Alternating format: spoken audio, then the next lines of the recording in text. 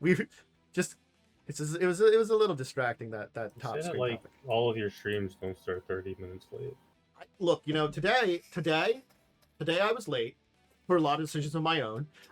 It started with a combination of some things I was working on the side and getting a little. Tantus, your camera's off, me putting you in the wrong place. Oh, sorry, I turned my camera off because I was I'm Tantus running now. back to close my window because of storm possibly coming in. Blah, blah, blah, Pokemon Go, D&D, I'm Tantus. Woo! Indeed, all those things. So I was already late today anyway, and then my adventure was capped off that I was out and I was going to go to the store, and on the back end. So this is the thing I was going to share. I met this great fellow here. Maybe I'll zoom in there very nicely. Oh yeah, the turtle. Yeah, snapping turtle. Creature. Yeah, it was in the middle of this road that I was going on, and I'm like, this road's sometimes busy, but that sometimes busy sometimes can be trucks or people speeding a little faster than they should in this road.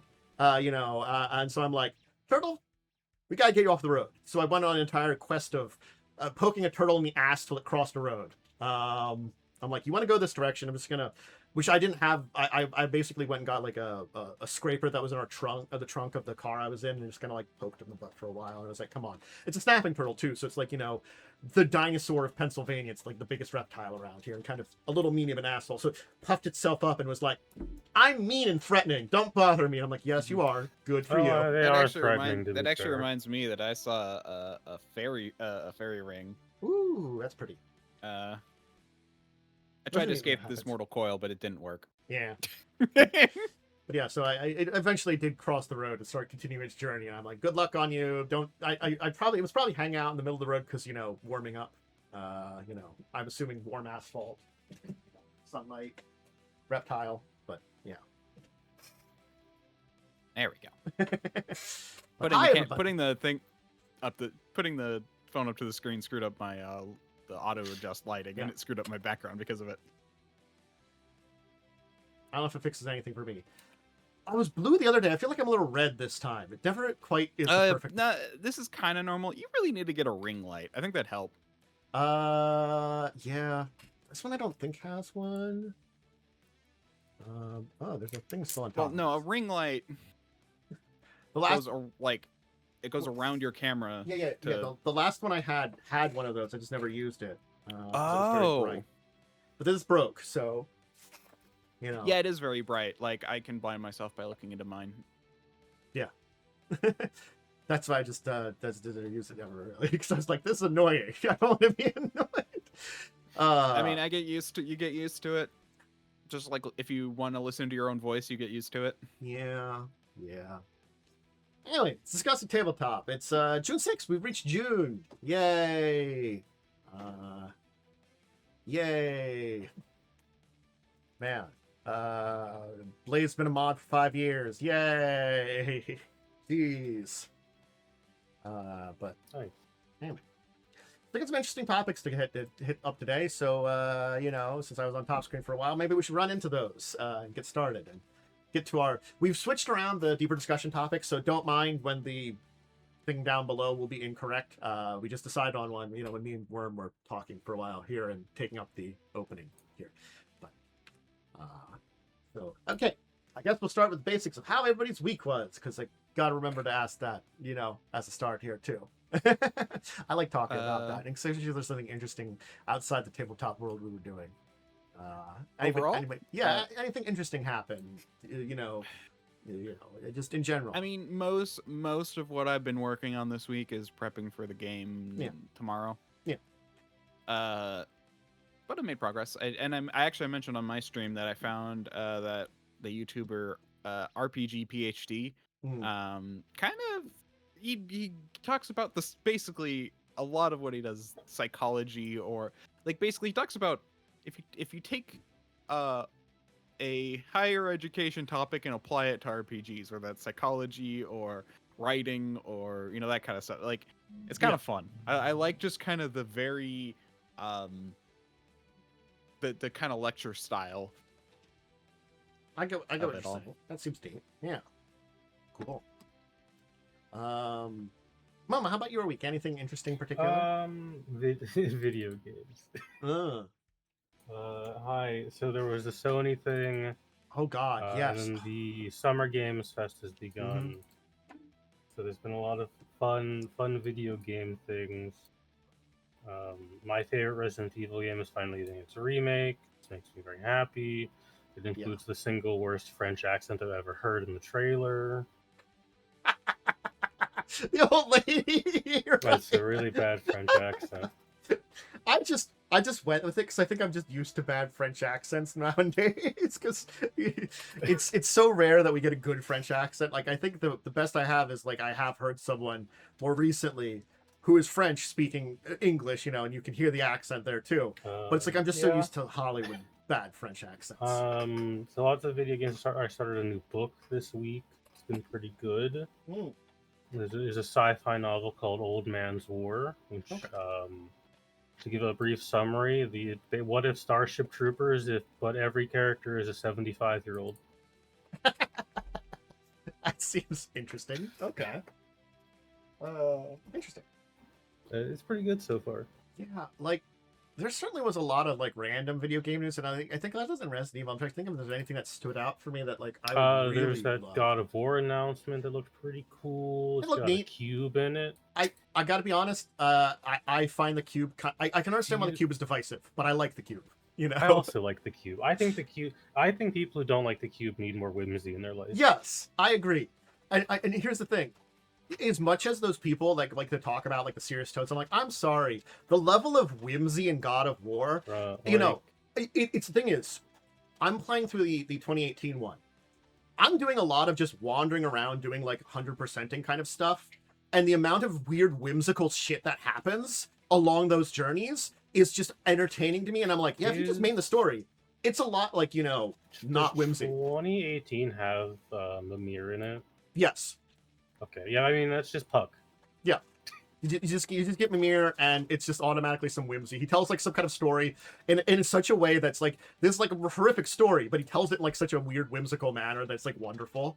Or like he comments on something, and it's just like there, and just like a lot of those interactions between Kratos and Atreus in the further one, especially if you're doing like side quests where like Atreus is like, why are we doing the side thing? It's just like I'm just doing it. It's like very outside. Look, Yeah. I enjoy the whimsical side of it very much so, even though it does have a technically a serious story somewhere. Yeah, So I'm ready for the whimsy. I mean, other cool games. There was the Star Wars XCOM got a trailer finally. It looks pretty good. Mm-hmm. I'm a big fan. I've been missing XCOM, and I like Star Wars. So, Like, I'm gonna say from yesterday, though I haven't played any of them yet, and I do have at least one of them or both of them. The Final Fantasy, the third one's coming out, and I want them to stick the landing. I'm very tempted now that the third one actually is confirmed to be coming out to start them, but I'm also like, I don't know if I necessarily care about Final Fantasy VII. I liked 7. 7 was like not my first Final Fantasy, but it was like one of those ones I got into that was fairly fun. And it was the first in the 3D version. So there's that kind of like interesting different nostalgia. But like again, like I'm here playing like 1 and 6 technically, originally, me when I was on the old NES and like grabbing a bunch of cheaper games and having like, oh, what's this Final Fantasy, And I'm not old, but my first Final Fantasy I think was 6.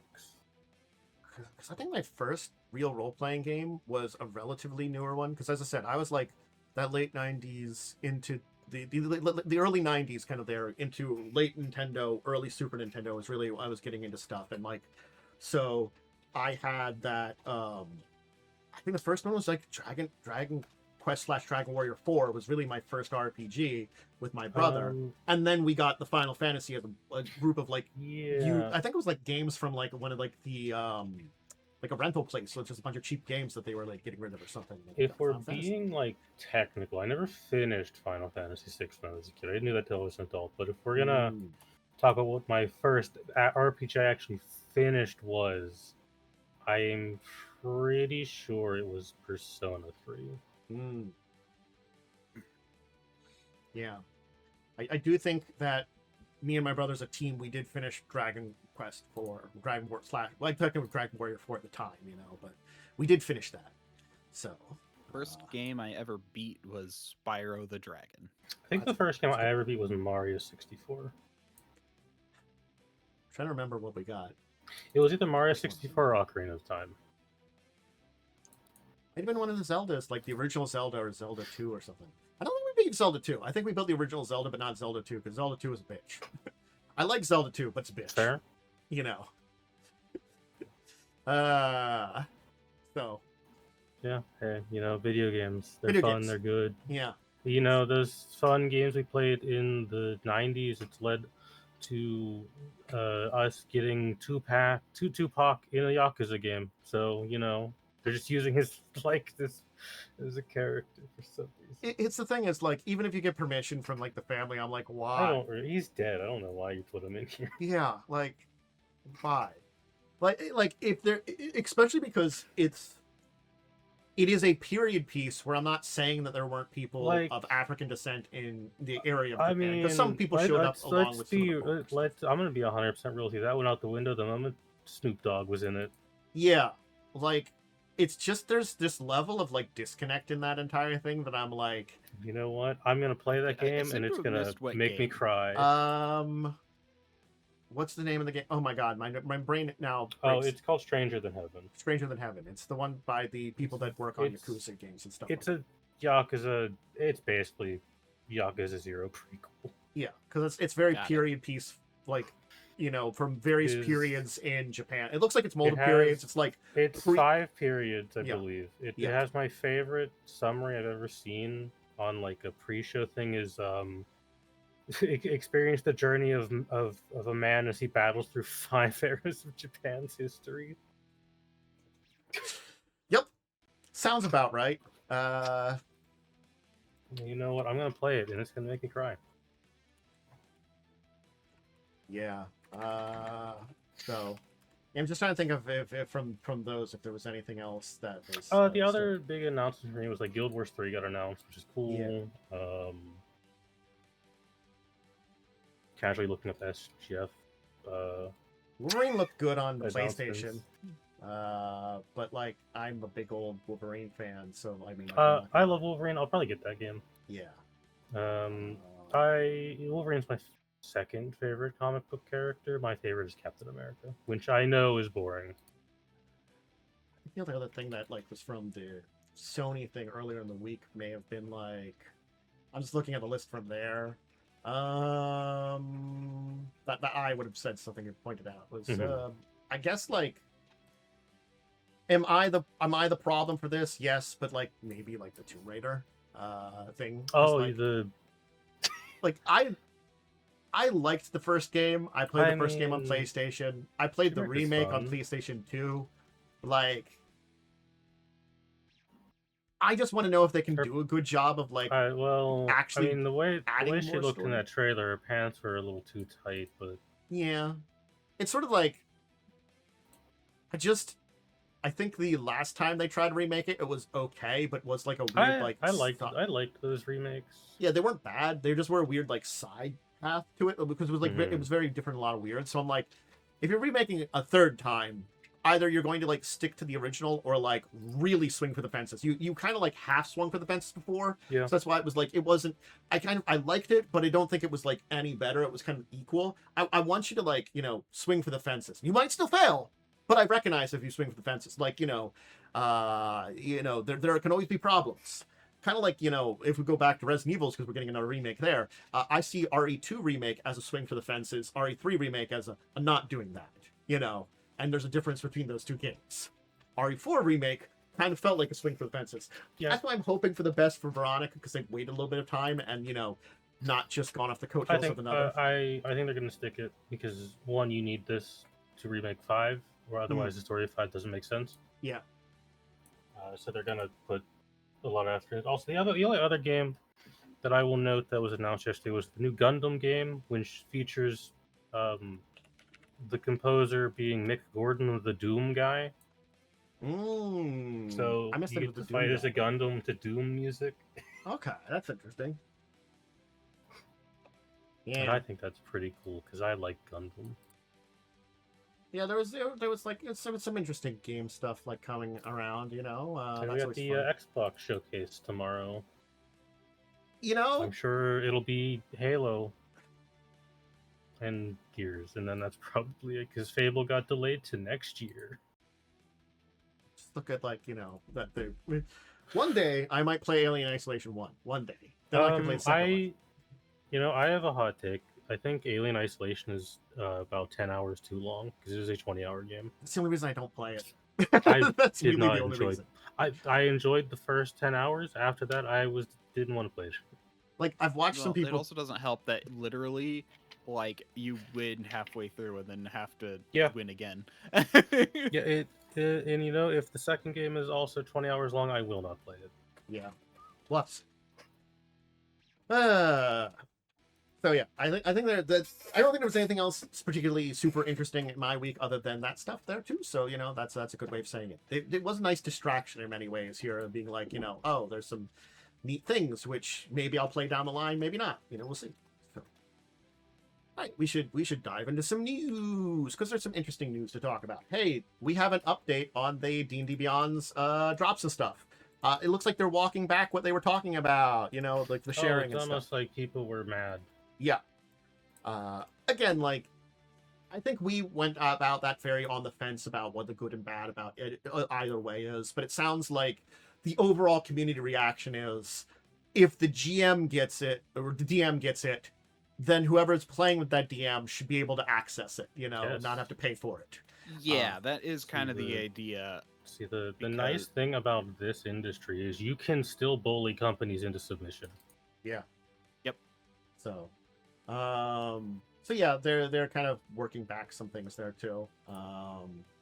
And I don't think we've talked about it before, but I did want to at least mention and throw out there the stuff they're putting out for June, because I guess that's a good idea of looking at that for an idea about what these things are going to be. And then, so here's the June drops and stuff like that. And it's just some spells, magic items, and some monsters. And here's the thing, is if it's stuff like this, I think this is honestly would have been a lot more fine, but like we don't know everything they were going to do. And even then I understand, the frustration of players and paying and stuff like that there too. But like, it's stuff that you don't need to have, I feel like, is some of the good point. And when that's it, when that's like that, I think it's what? Okay. No, I'm gonna say it. Fuck you for gating spells behind this, because 5e does not have enough spells. Agreed. You're not wrong. And monsters, they don't have enough monsters either. Or magic items, really. It feels like sometimes like I'm looking at the magic items and I'm like, there's some interesting ones, but I'm like, the problem is a lot of those magic items are more situational. And so it's sort of like, well, I have like 5 to choose from. Cool. That might be useful to a character. Not enough whimsy.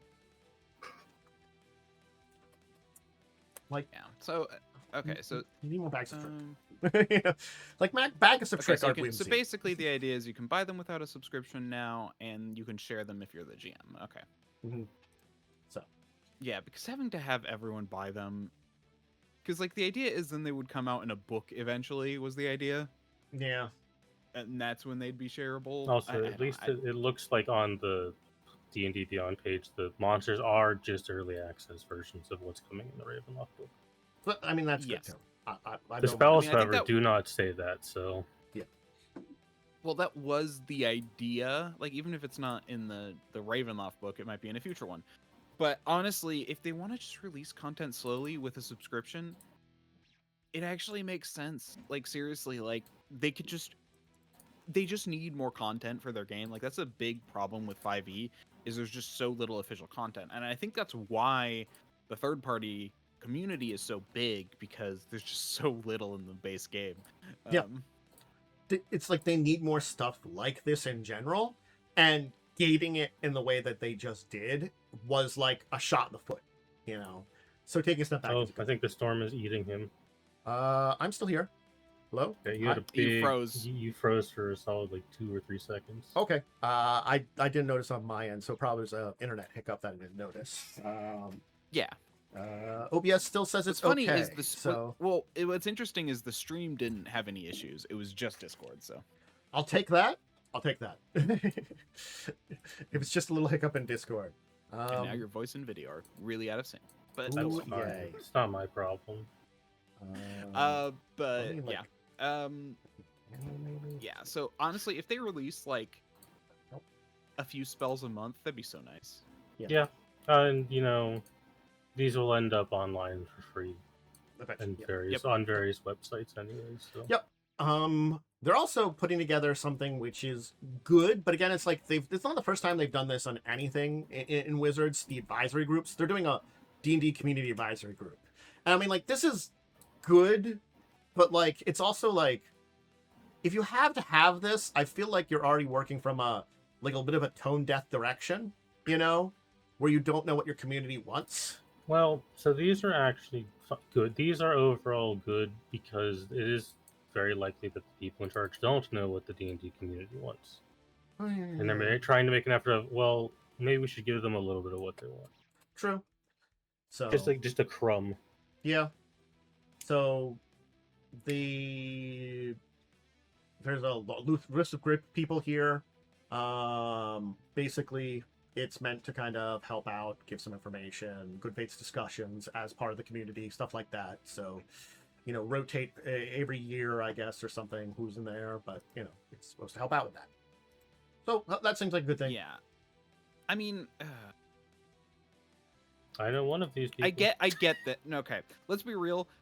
They're basically doing this because they kind of gutted their like community resource stuff, like or community interaction. Because like, I mean, think about like, you know, Chris Perkins and all of them, like, who were like very much into, like, they were also lead designers, but they were also like heavily engaged in like the community talks and stuff. And by gutting a lot of that, they needed to fill it with something, and something that involves volunteers that they don't have to pay makes a lot of sense. They'd go that direction.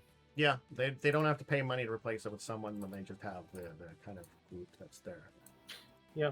I don't think it's a bad thing. It's got both of the Dungeon Dudes hosts on it, so it's got that going at least. Yeah, because it does. Because here's the thing: by having there actually is a drawback by having it kind of an official part of your company like it was before. There's drawbacks to both. Like, on one side, you're literally paying the people, so if they're less likely to say no to you, even if it's their job to say no to you. And the other side, though, they're not being paid for their time and effort, but still helping a company profit. There's ways to go. So here's the other thing that we can talk about for Wizards, which is an interesting directions to go, is that we are theoretically getting remakes of Baldur's Gate 1 and 2. I don't think it's necessarily bad. Those games are pretty old at this point in time. I think this is good, but it will depend on the studio making them. Yeah, that's Baldur's Gate 1 and 2 are very inaccessible to new players because it is 2nd edition. I've tried to play them like a dozen times, but they're just so clunky. They're very old. It's like if you did not grow up playing these kind of RPGs, it's unplayable. I think when we talked about like the Neverwinter Nights still being kind of around and stuff like that, stuff being put out for that one, the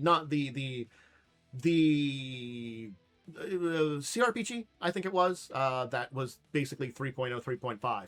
I think I went back and tried stuff with that one, and I'm like, it's hard to play that because it's like, it's a bastard version of 3.0, 3.5, and it works, but doesn't work well. I think that's the kind of thing of like when we look at like stuff like the Pathfinder games from what's his face? Can't think of the studio, like Kingmaker, Alcat. Those are very heavily Pathfinder 1E, but they also are like a version of Pathfinder 1E. So it's sort of like also the important addendum to Alcat's games is those are still modern RPGs. They do not have the bad design of 90s video games. Yeah. While, like, I think, like, Neverwinter Nights, which I was most familiar with on the PC, that was, like, I think, technically after the Baldur's Gates. I have to check the timeline. Or around, at least... Neverwinter Nights was after. Yeah. So, like... both Baldur's Gates are... Neverwinter Nights was 2002, and that was a 3.0 game. I think they updated to 3.5 at some point. I'd have to ask Lightning on that one, because I know Lightning still plays it. Yeah, the original Neverwinter Nights was 2002. So yeah, Baldur's Gate series. Baldur's Gate was in the 90s. Baldur's Gate 1 and 2 both use AD&D 2E rules. Yeah. That's Yeah, the so first one- they're older. So yeah, like Dark Alliance was the one that came after Neverwinter Nights, but it was a different kind of game, and that was kind like, of different. If you ask Well, Dark me, Alliance 2 came out. like Baldur's Gate 2, Planescape, Torment, Icewind Dale, those are like the best CRPGs ever made. But I played those when I was young, and like I got used to them. If you go and play them now, you will probably hate them. Like, Yeah. I mean, like I said, I want to play them. I want to like them.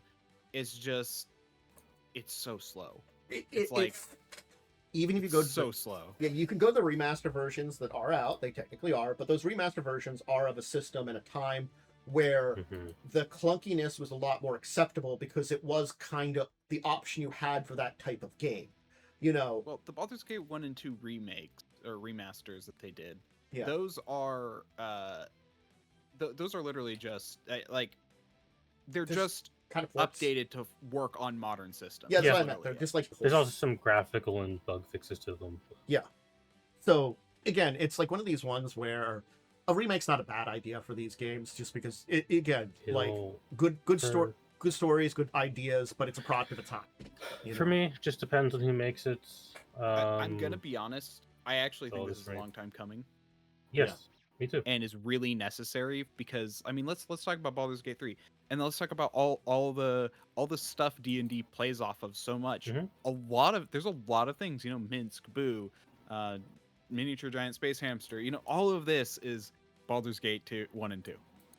Basically, all of Faerun is held up by like 3 video games. Yeah. I'm not gonna lie. The reason they give here, which is a great one, is Baldur's Gate 4. However that ends up, it's going to take quite a while to develop that.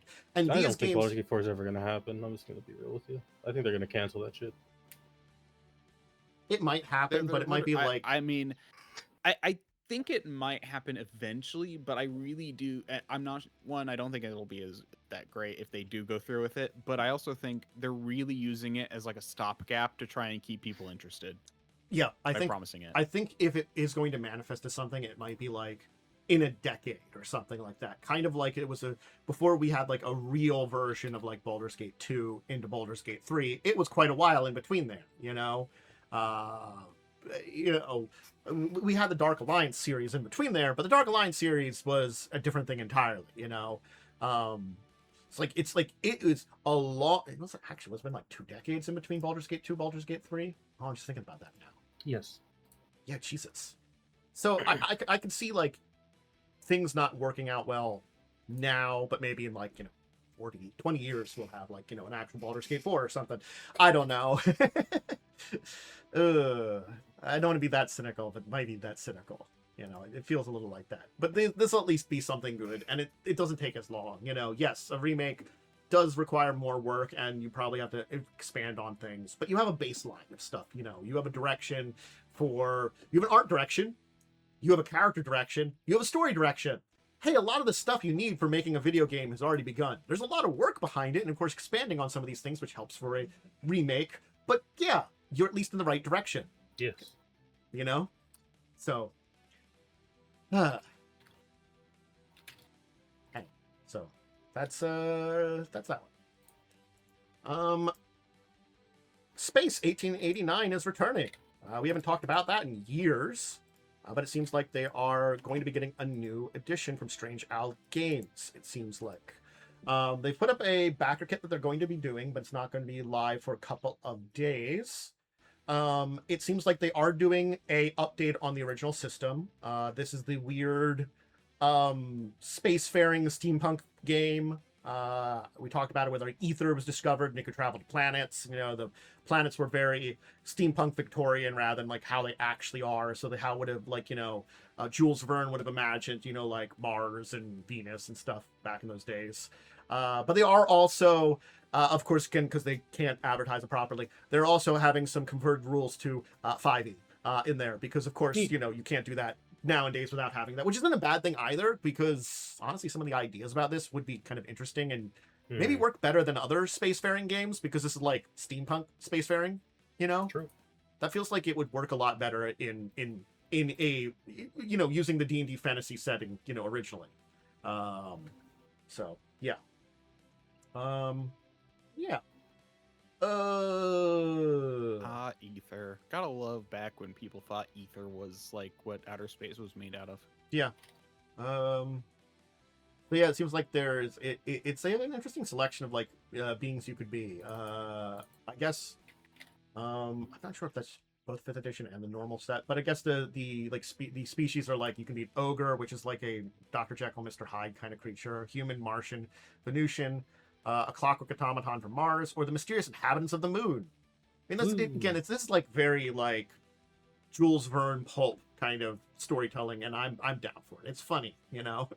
It's my kind of sci-fi.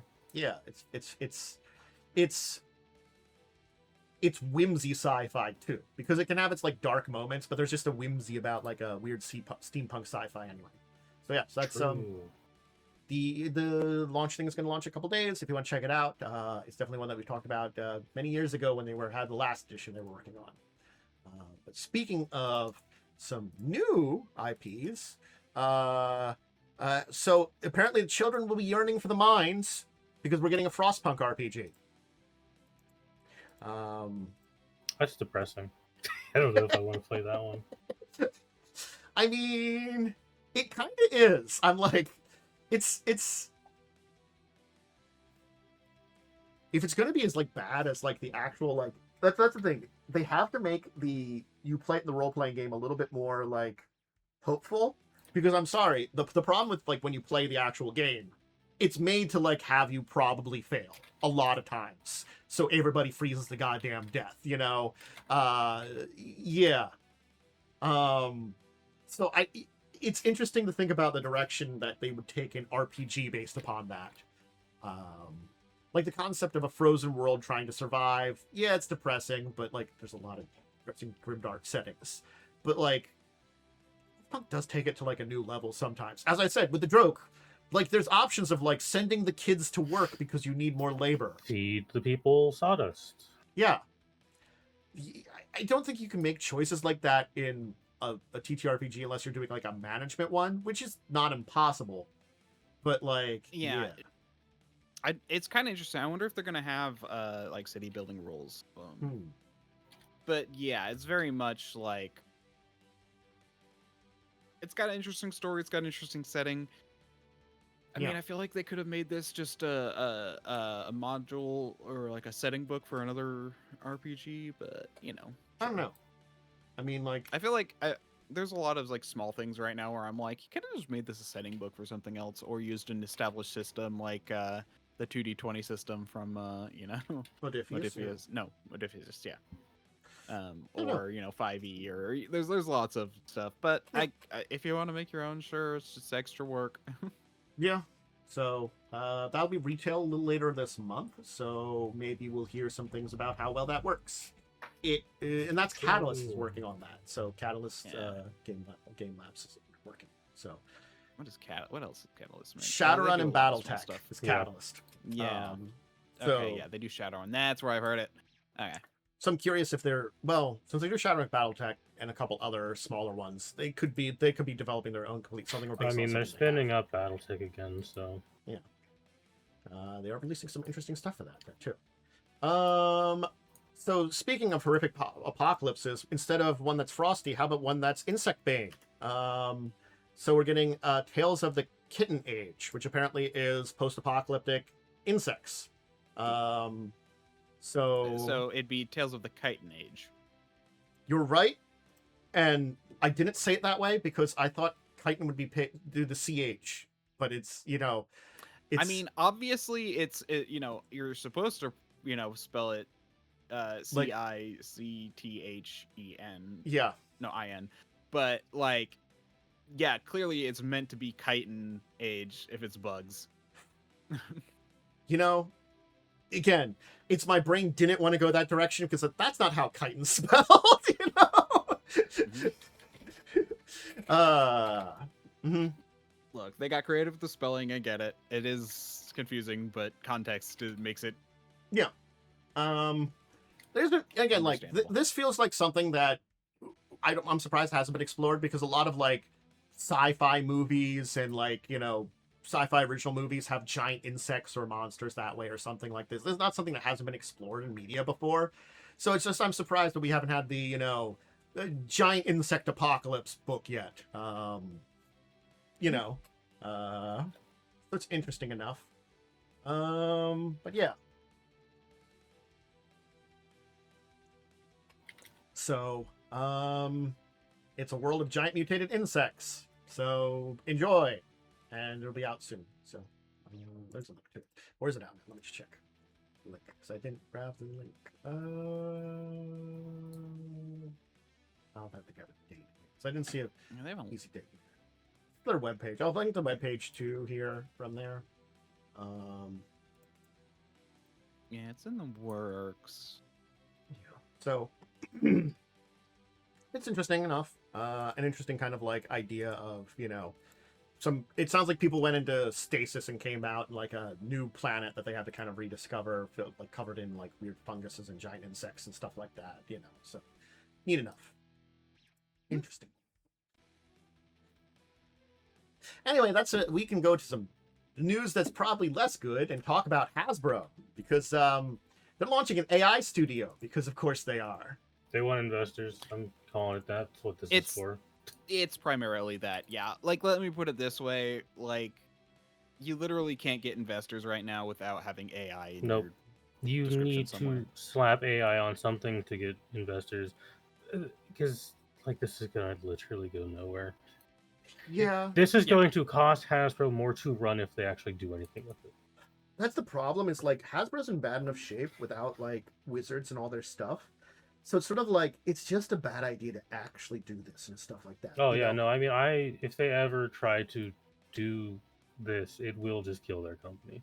Yeah, like financially, AI on this scale is so fucking expensive to run. Yeah, and here's the thing: we've been seeing that more and more. Like, there's been a lot of price problems that are happening. Like, you know, it's already the problems with the AI model are straining now. You know, we're beginning to see that a lot more, and there's a lot more people that are actually like, maybe saying quietly, like, this is probably not a good idea. And a lot of people will tend to be like walking back in here and there because, you know, not all of them, unfortunately, but like there's a couple places people walk back here and there because, hey, turns out it's a really bad idea and not working very well. And it's universally hated by everybody that's not in like business. Indeed. Everybody hates it that's not in business. I mean, there are plenty of people. I feel like anyone who's not in business who has an IQ over 10 hates it. Yes. So, true. But no. Finance bros love it. No, I mean, I'm going to be honest, though. Like, again, like, developing AI, it's just the AI, if you look at the way it works, it's not going to be what everyone says it's going to be. Yeah, it's investor bait. That's all this is. Yeah. Like that shoe company that branded itself as an AI company. Yeah. No, they didn't even brand itself as an AI company. It just put like shoe.ai or whatever it was. I forget what they called themselves, but it's like they literally just like put AI in their name to get investors, and it worked. They didn't even try. Like, that's the thing. They didn't even try and sell themselves off, as far as I'm aware, as an AI company. They just put it in their name. Yep. So, look, you know, it's just more terrible ideas, especially from Chris Cox. He just makes bad decisions. I'm not going to lie. I feel like he just keeps making, well, I guess it's, you know, I take a step back here and say, video game guy. He's a video game guy. The video game studios are doing so well. Tabletop nerds didn't know how good you had it. Just, you know, it's, oh man, our terrible, like, unwanted live stream slop has failed. We must, you know, invest in more of them, because that'll surely make them work. Yeah. You know. Me investing an entire console generation in live service games that all fail. Yeah. Filled with horrific, like, predatory microtransactions and terrible ideas and mechanics no one wants. Why did it fail? Not earn us money. Sounds like no one wants these things. Sounds like people want single-player video games. Yes. Like, there's definitely levels of things that people want. People have always loved, basically, the friend slot game. I'm not gonna lie, those have existed from before. I'm looking at the original Mario Party. I'm looking at stuff from older than those. People love those type of games where you can hang out and do a stupid game with your friends. It's a better genre nowadays. But there's that, and then there's a single player experience. And there's occasionally the middle ground where you get stuff like some of the shooters and stuff. But usually those has a great single player and also a great multiplayer. You know, when they were leaning more into the multiplayer, it really just wasn't working very well. Like, I never got into it, but I've always heard told that, you know, people still like some of those older Call of Duties when they had, like, a campaign that was fun, and they could also do the multiplayer. Yeah, well, be careful playing older Call of Duties because they all have horrible security vulnerabilities. Yeah. That's it. You probably don't want to play that online with the multiplayers. No, if you play a Call of Duty game, you should play that offline. Yeah, just play the single player where it's actually the Or single player. there's several of them have patches via modding that fix it. So yeah. So yeah, I mean, I don't know where this is going to go with this, but if they do any kind of anything with this, it's probably not going to be good for Hasbro and them. So I'm just shaking my head and being like, I'm looking at how this is. I doubt they're going to be doing their own AI stuff. What this seems to be is a company, I'm really looking more into it right now. Okay. Is they're using AI to like basically make it seems to me 90% AI voice stuff. So they're focusing on voice for their characters. So they're going to get people to like play their characters, put that into AI, and then allow people to use that. yeah, which sucks. Um, Because AI voice acting does not ever sound good. Even if you pay them licensing, it still just sounds terrible most of the time. yeah, so that seems to be the main point of this. Into the trash with you. I just sigh a little bit and just shake my head as it is, as you said, into the trash with it. It's a pile of crud that they're working on. So Yeah, they're planning to use it for other AI-enabled interactive experiences. So yeah, so like if you want to like set up one of those AI chatbots with your kid to do like talk to Optimus Prime, that's kind of I think the idea. Hey, don't do that, chat. If you have a No, kid. really don't. Genuinely don't. also, like, you know, It's not good for their mental development. yeah. Yeah, I mean we don't know yet officially, but I guarantee you it will be. Studies will come out that it is. Yeah, in about 5 years, we're gonna get that confirmation that people who use a lot of AI are really, really not doing good mentally. We already have that confirmation now. The amount of people that like we have really problems. Well, we technically don't. Not in documentation. I guess in documentation. Yeah. I mean, we have some That's the thing, examples of people going bad, but those people could have had problems to begin with, and it doesn't help them. Yes, I understand. It's not a study. We do already know that people who have problems who use AI definitely get worse, but it's not like we don't have like a true developmental study based on evidence collected by scientists who have set up rigorous stuff. Yeah, so like I guarantee you it's going to be that way, but officially, technically not. But yeah, don't do it. Yeah, it's the not officially is it this way, but wink wink nudge nudge it is this way, you know, kind of thing. Yeah, we already have had people getting way too attached to AI chatbots who have committed seppuku because the AI chatbot told them to. Yeah. Or people that like have done pretty atrocious acts because like the AI chatbot said, you know, told them what to do that, you know. Yep. Like how to make an explodey device. Yeah. Or where can I go to it's real acquire some stuff? It's real bad. It's like this is what people are trying to do to like make AI profitable by selling these, and none of them are what are good enough for the market. Yeah, they're selling stuff that really shouldn't be. I think that's the other thing too. Is like this is stuff that shouldn't be sold because it's not anywhere near a point where it should be good for people, and they're still selling it because they want the money. Because if they don't, it's not profitable right now.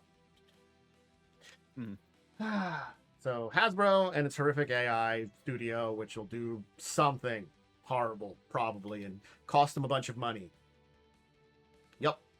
Anyway, although as far as AI voice stuff goes, I will say I'm kind of happy for it. As someone with a reading disorder, the idea of like something that can just like read stuff to you is a neat idea. Because that's not bad for like some an accessibility tool. Some of this is something I like. Some of the stuff, there is a core idea that's not bad. It's just the way it's used tends to be very bad. Well, I think that's what it is too. It's basically just it's being applied to things that it shouldn't. My whole thing is AI as a whole is stupid, but it has its uses, but people don't want to sell those uses because they tend to be pretty and not going to make them back the money they invested into it. Yes, they're not. The uses that are practical for it are not the uses that they earn the most money for, and so it's not something that they want. Yeah, I get what you're saying. So, I'm not gonna lie. I just put this in here because apparently, like, there's a main villain to the Cookie Run series or something like that, and apparently it's coming in the TCG, and I'm like, there's a villain in this. Yeah, I mean, good for them. I was like, it's like it's just I don't know about this. I'm glad they're having success. I find it a little silly.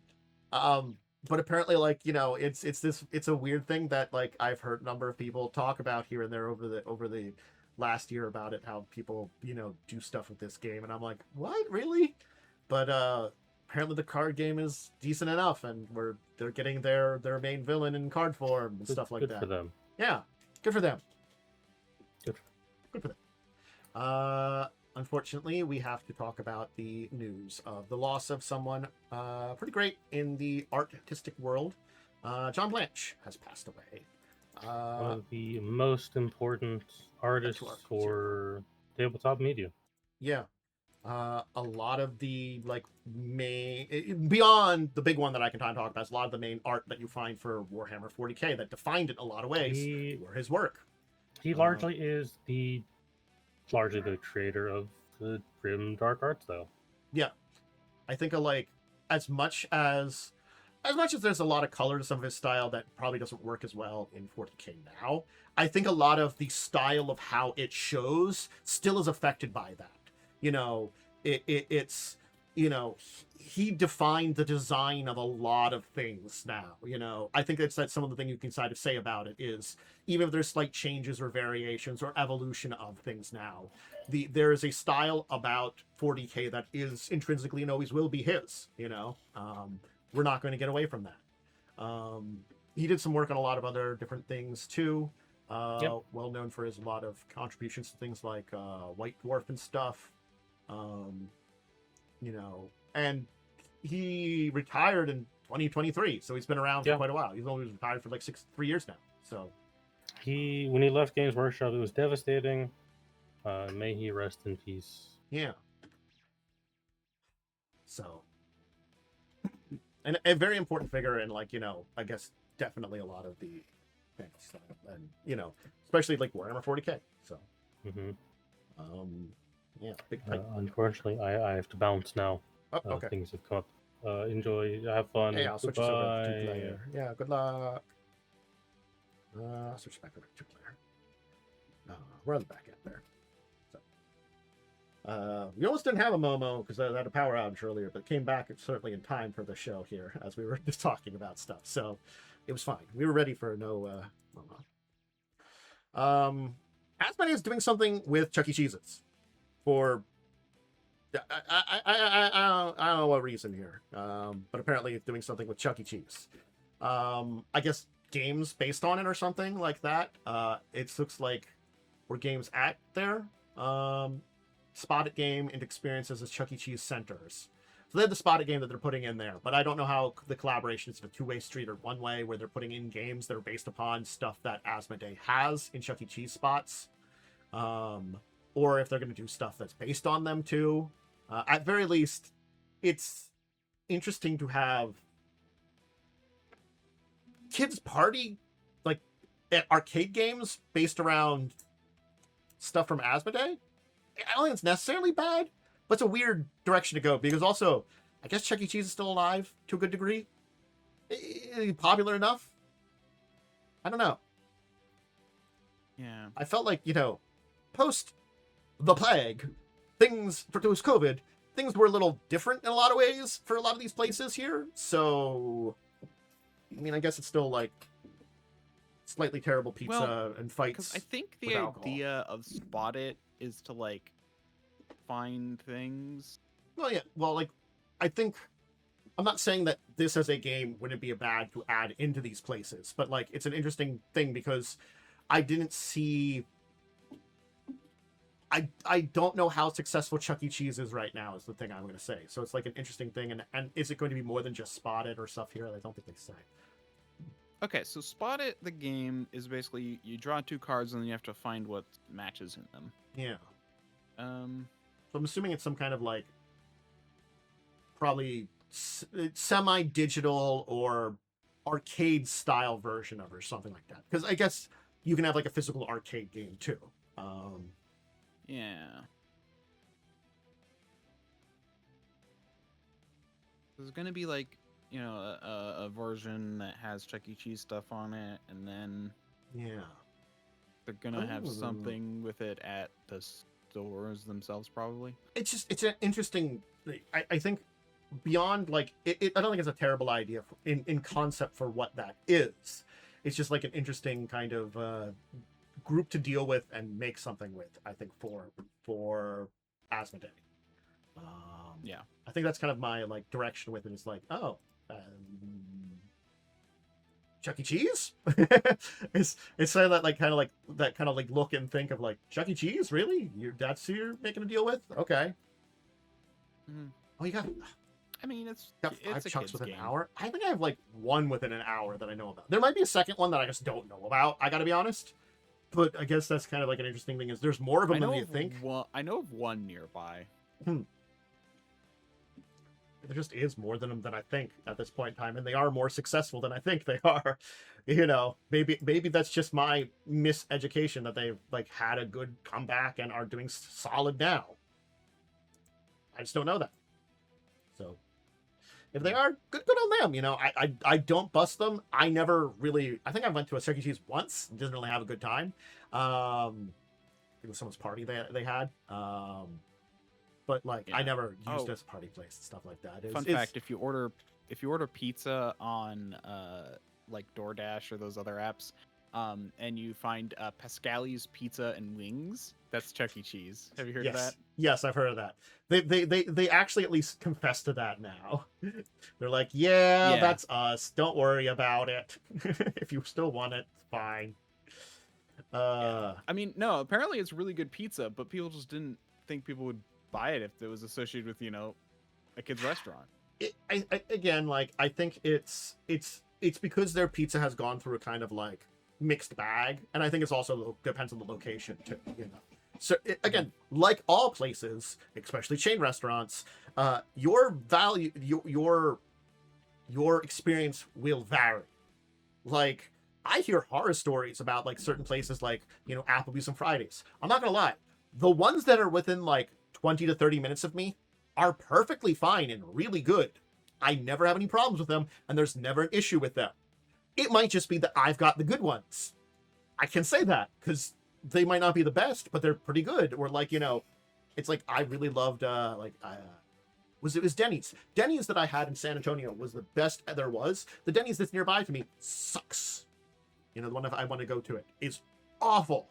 And again, it's the same kind of thing. It's like chain restaurants. It's a roll the dice if you get something really good. Or Again, really bad. it's because they're franchises, and franchises have like are based a little bit off if I lost my train of thought, but yeah, they're based off of they still have individual owners.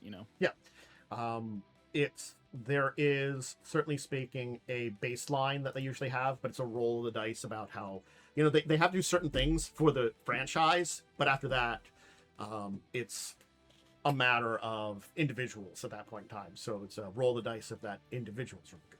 But yeah, so but anyway, so that's the Chuck E. Cheese joining, and then hey, we're getting some local game store demos by Renegade, which is actually really nice, and I'm glad they're doing it. They're having I'll go to this chat here, a kind of special demo event for some of their games that you can go to local game stores. It's going to be going through June, that you can try stuff out. Granted, it's only 32 stores across the North America for the 13th and 14th. They've got 58 stores for 27th to 28th. So that's not a lot of stores, but still, the fact that they're getting out to some stores with these demos of some games and having these little events here, I think is a good thing. You know, not a huge amount of stores, but you know, we got some stuff there where you could go to one and have things like try out some of their other games and stuff there too. So looks like Double Exposure, Envoy Program, Diplomacy, The Golden Blade are some of the ones that are showing off, and then they're having a second one for Robo Rally Dice. That's going to be out too. So I think it's good. It's a good thing. Checking out some games, giving you a chance to try them out too, see if you want to buy them. It's kind of like we're actually seeing a resurgence nowadays on the video game market of demos, because you know people want to try stuff out maybe before buying nowadays a lot more, or they return it for full refunds, especially on Steam. So a lot more people I'm seeing are having demos of stuff so you can try it out and see what it is. I definitely think that's having a resurgence, which I'm a big thumbs up for, because we don't have rental stores where you can rent a game and see if you like it, you know, and then buy it anymore. Yep. So the demo was the replacement for that, and we're finally seeing it again. A lot more playable demos. I mean, also before that, the demo also had a purpose, and that was, you know, you'd put a demo disc on like another game just so that way people could try them out too. Yeah, there's definitely good ways to advertise that way. Or put like with a magazine or something, you could have a disc of a couple different demos or something like that. Yeah. Yep. They don't do a lot of tabletop stuff, but they do a little bit of it, and they are doing something very good. Hey, Dark Horse is recognizing the workers' union there voluntarily. Thumbs up to them. You know, I'm not gonna lie, it just goes to show, you know, how bad Hasbro and Wizards are a lot of times when we see these like companies that are just recognizing them voluntarily, and I give them a thumbs up, you know, too. I mean, I'm surprised that they are. Yeah, because Dark Horse is technically a successor from Embracer. It is a little bit more surprising. Yes, but they are voluntarily. I mean, it's more that any company recognizes one voluntarily is surprising. Okay, let me read what this says, because Paizo did, but Paizo's pretty good. Well, yeah, Paizo's like an actual good company though. Yes, like it's like a single owner private company that she's like, okay, sure. Dark Horse interim CEO Jay Thomas. Jay Comas. Yeah.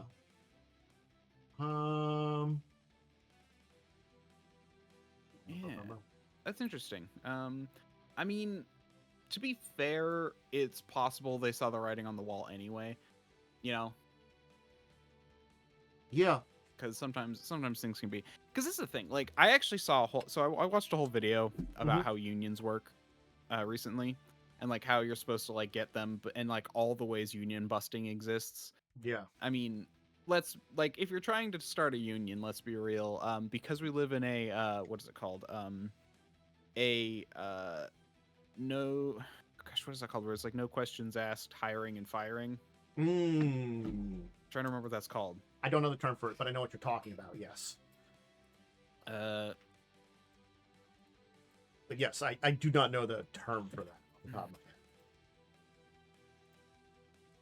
Let's see. At will, that's what it's called. At will companies. Yeah. Oh yeah. Yeah, basically, pretty much all states are at will, meaning you don't have to have a reason to fire people. Basically, if you give a reason, it can't be a banned reason, but you don't really have to give a reason. Yeah. And because of that, you know, it's so easy to just fire people for trying to unionize. Yeah.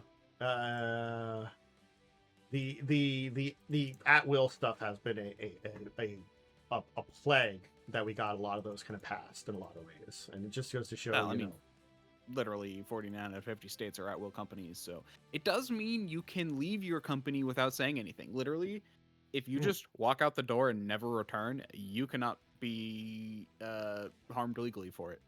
huh? Like, that's the thing is, I think that's the good part about it, but like the firing for no reason, I think is the not necessarily a good part though. In that part too, you know, I guess there's a two sides to every argument though too, because like there could be good reason that the company doesn't want to talk about firing someone or something like that. It's this weird thing of like I'm again, I feel like, because most of the time it tends to be when the company just has that at will power, it tends to be more on the abused side rather than the good side. But it's kind of like we put both these things in place because I mean, when employers hold the power in pretty much all cases, yes, because oh yeah. So the only state where that's not at will is Montana. So if you live in Montana, whatever, you can't be fired. How's it like, Montana? That's really good. I'm sorry, Montana. No need to insult you, Montana. But like, I'm honestly surprised that it's Montana. You know? Yeah, but that doesn't mean you Montana, can't I didn't expect sue that the from you. company for firing you for joining a union, but it's still an uphill battle. Yeah. And here's the thing with lawsuits. Companies have a lot more money and power than you. They can drag it out for a long time. Yeah. Again, that is the exact issue that without getting into it, the entire thing with the stuff that like Lego set consignment, that the big thing that happened this week happened. You know, where it was that, you know, again, not getting into that, there's people that have talked about that. There's things about that. You know, go look it up yourself. Yep. You know, at this point in time. Anyway, but it does come down to it is surprising. Companies have more money to, like, you know, if you're going to like court. Also, the statistic is back in the day, about 20% of Americans belong to a union. Nowadays, it's about 10%.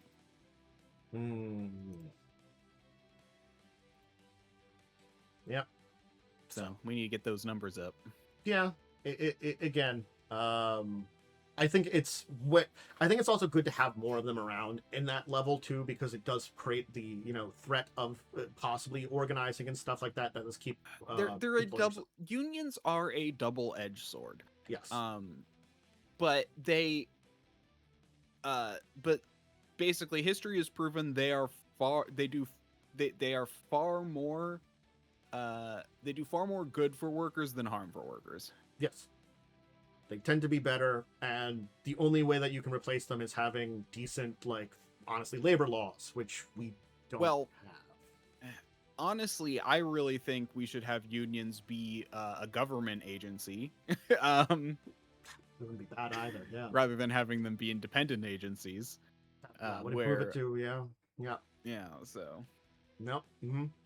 That's not happening in America anytime soon. I mean, there are some technical semi-union type entities that are government run more, like some of like the licensing associations, which are technically government run, or at least partially government run. Things like, you know, because you have to go through the government to get licenses in, like, you know, nursing and notary and stuff like that, you know, and all that kind of Yes, there's government oversight in those, which requires a lot of stuff. I mean, government versions aren't the best of unions aren't the best, because they can't tailor to your needs nearly as well as like an Amazon union would, or a Dark Horse union would. But that might be the compromise too. You know, if we could get those, that might be the compromise. I don't know. It's like here's the thing: there is not an easy answer to anything, and that's the problem. And you have to kind of figure, and figuring that out is not always easy. But you know, good thing to ask those questions and look in that direction. I would say, but you know, we really do need to crack down on, you know, union busting, because it still happens. Yeah. I think it's my favorite example in recent history is the AI strikes for SAG-AFTRA. in Hollywood. Yeah. One of the things they did is they trimmed the trees outside of where they were striking so they didn't have shade. Yeah. Yeah, that was I remember that. That was just I gotta be honest, just evil. That's just like It's just comic book petty evil. and mean. Yeah. You know? It's just like, what are you, a comic book villain? What the hell? It's just like, what? So anyway.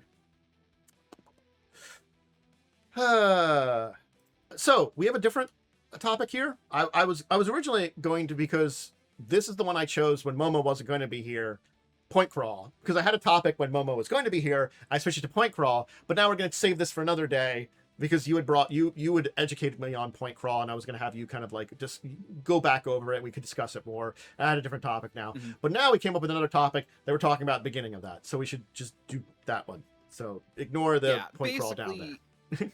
It's kind of more like system preference is kind of how it started, and it kind of turned into a bit of like old school versus modern kind of RPG thoughts. So I don't know where we want to tackle that. So but... I guess we'll start with what we were talking about, and we'll call it system preference, new versus old. I'm going to call this as a topic.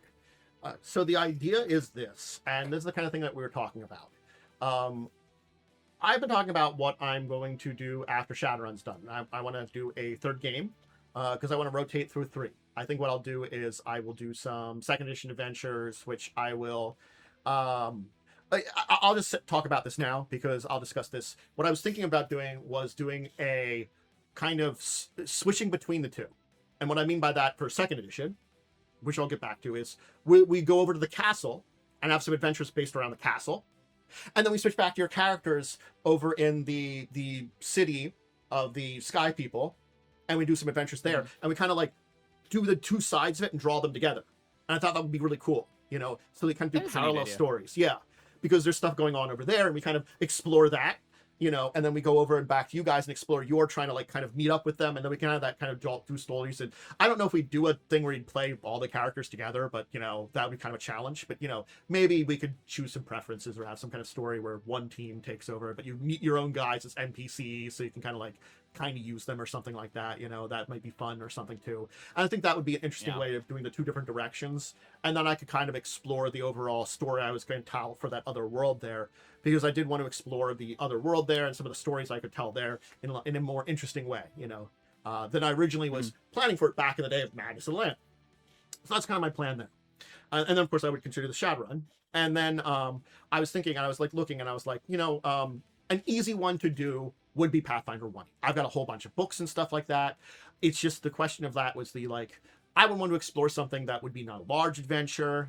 Again, I'm trying to go for that, aim for 10 to 15 sessions. If we go a little over, it's not terrible. Like the Shadowrun one, I'm not gonna lie, I'm saying it's 2 or 3 sessions left, because we have maybe one more session of Lagos, and I kind of want a session of cleanup at very least. That makes sense.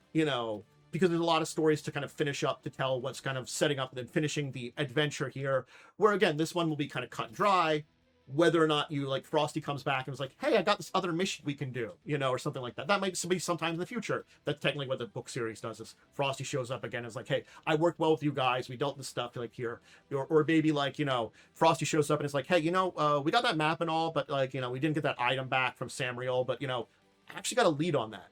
You guys want to join me in going after that? That's the kind of it's the sequel bait of that kind of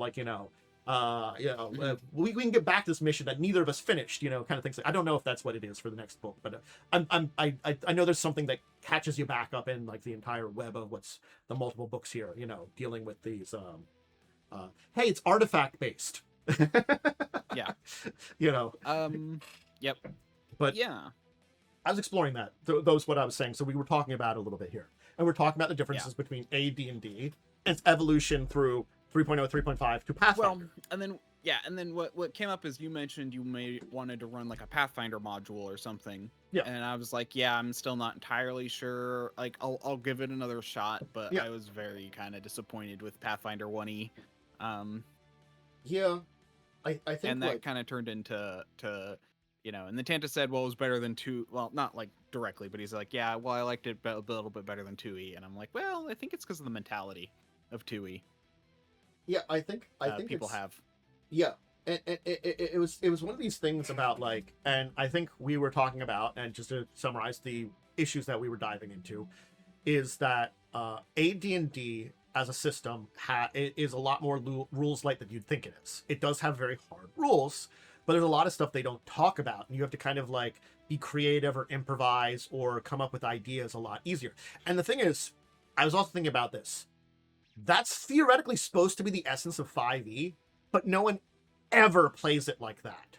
If we go back to what 5e was supposed to originally been, it should have been the same way, because they do talk about, yes, this skill has this attribute as a thing, but you can use really any combination. Yeah. The amount of times I've used a different attribute with a skill is like handful for all the years that 5e's been out. You know, I've done it. I've done it a bunch when I run, because I actually am fully aware of it. I forget about it a lot. That's just me though too. I forget about like little details like that sometimes. I would not be surprised if that's considered like not a thing anymore in the 2024 rules. I'd be curious, yeah. Yeah, I don't remember seeing it. I could give it a look. Because I know, like, Shadowrun's always been like I recommend this one with it. There's the normal one with it, but you could go to another one if you need to. They do talk about that. Yeah. So, you know, we got into that during the session, you know, this week.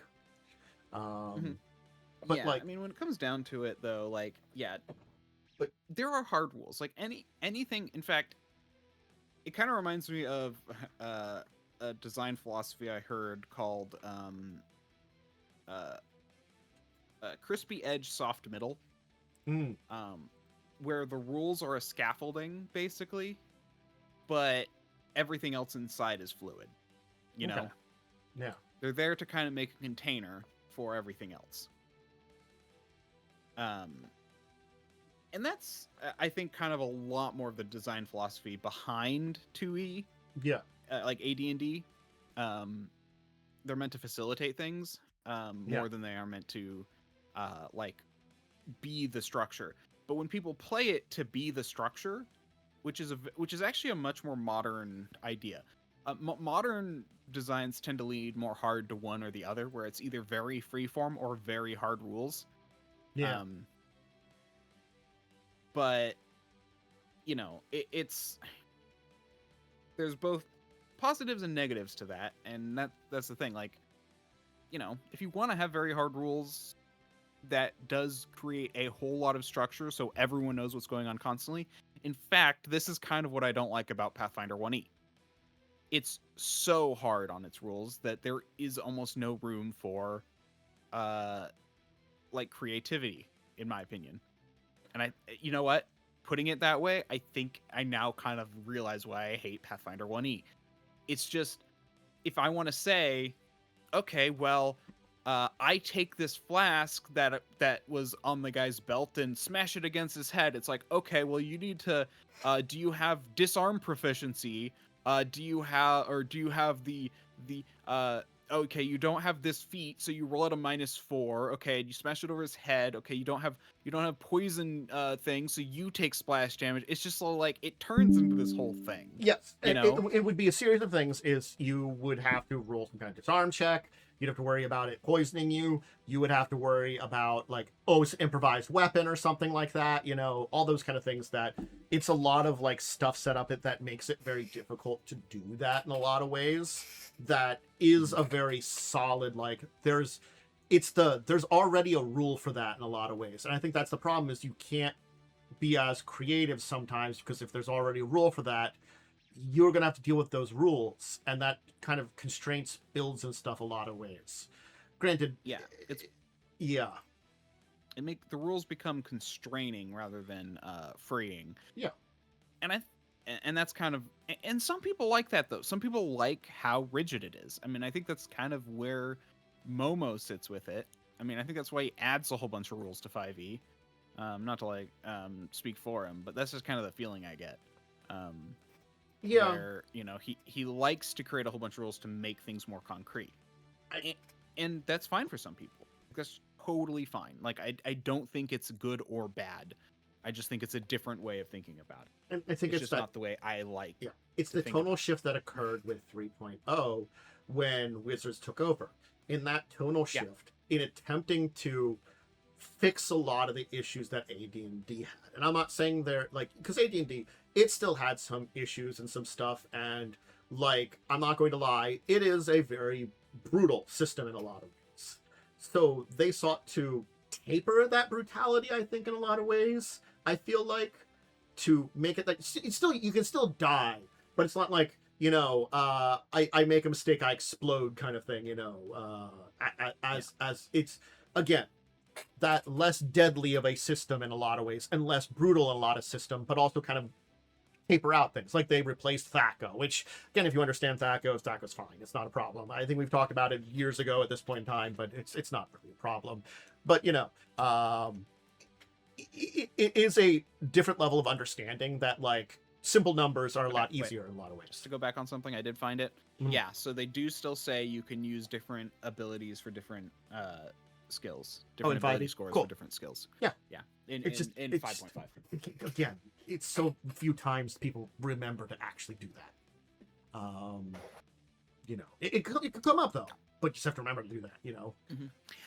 In fact, yeah. So, and that's the thing. 2E, I think, had it was very much that crispy edge, soft middle design philosophy. It was very much, we're going to build a scaffolding that you can create around. Like, the idea of creating your own things was very much in the design philosophy. In fact, it had very asymmetrical design between players and GMs. What I mean by that is Pathfinder is the example of extremely symmetrical design, where to build a monster is you do a lot of the same things as you do to build an NPC. You do a lot of the same things to build a player character. Yeah. That's not the case in 2E. It's very much there's no correlation. Okay. Yeah. It 5e actually has a lot more mix of that than you'd think. Mm. And I actually think that's to its detriment, but that's its own thing. But again, like, it does sound like, this is a case of looking at, how the system evolves, and it's a lot more than just shifting between it. And like, yeah, I'm not even drawing in 4E here, because 4E is an entirely different beast. It's a different game, like, because mechanically it's a different game entirely in a lot of ways. Funny enough, I would argue that 4E was more on the hard side rather than the soft side. Here's the thing about 4E, though. I think that makes it a lot better. I think 4E hardened the rules, softened the mechanics. What I mean by that is, there's a lot of things within how the environment works and how things interact that can lead to creativity.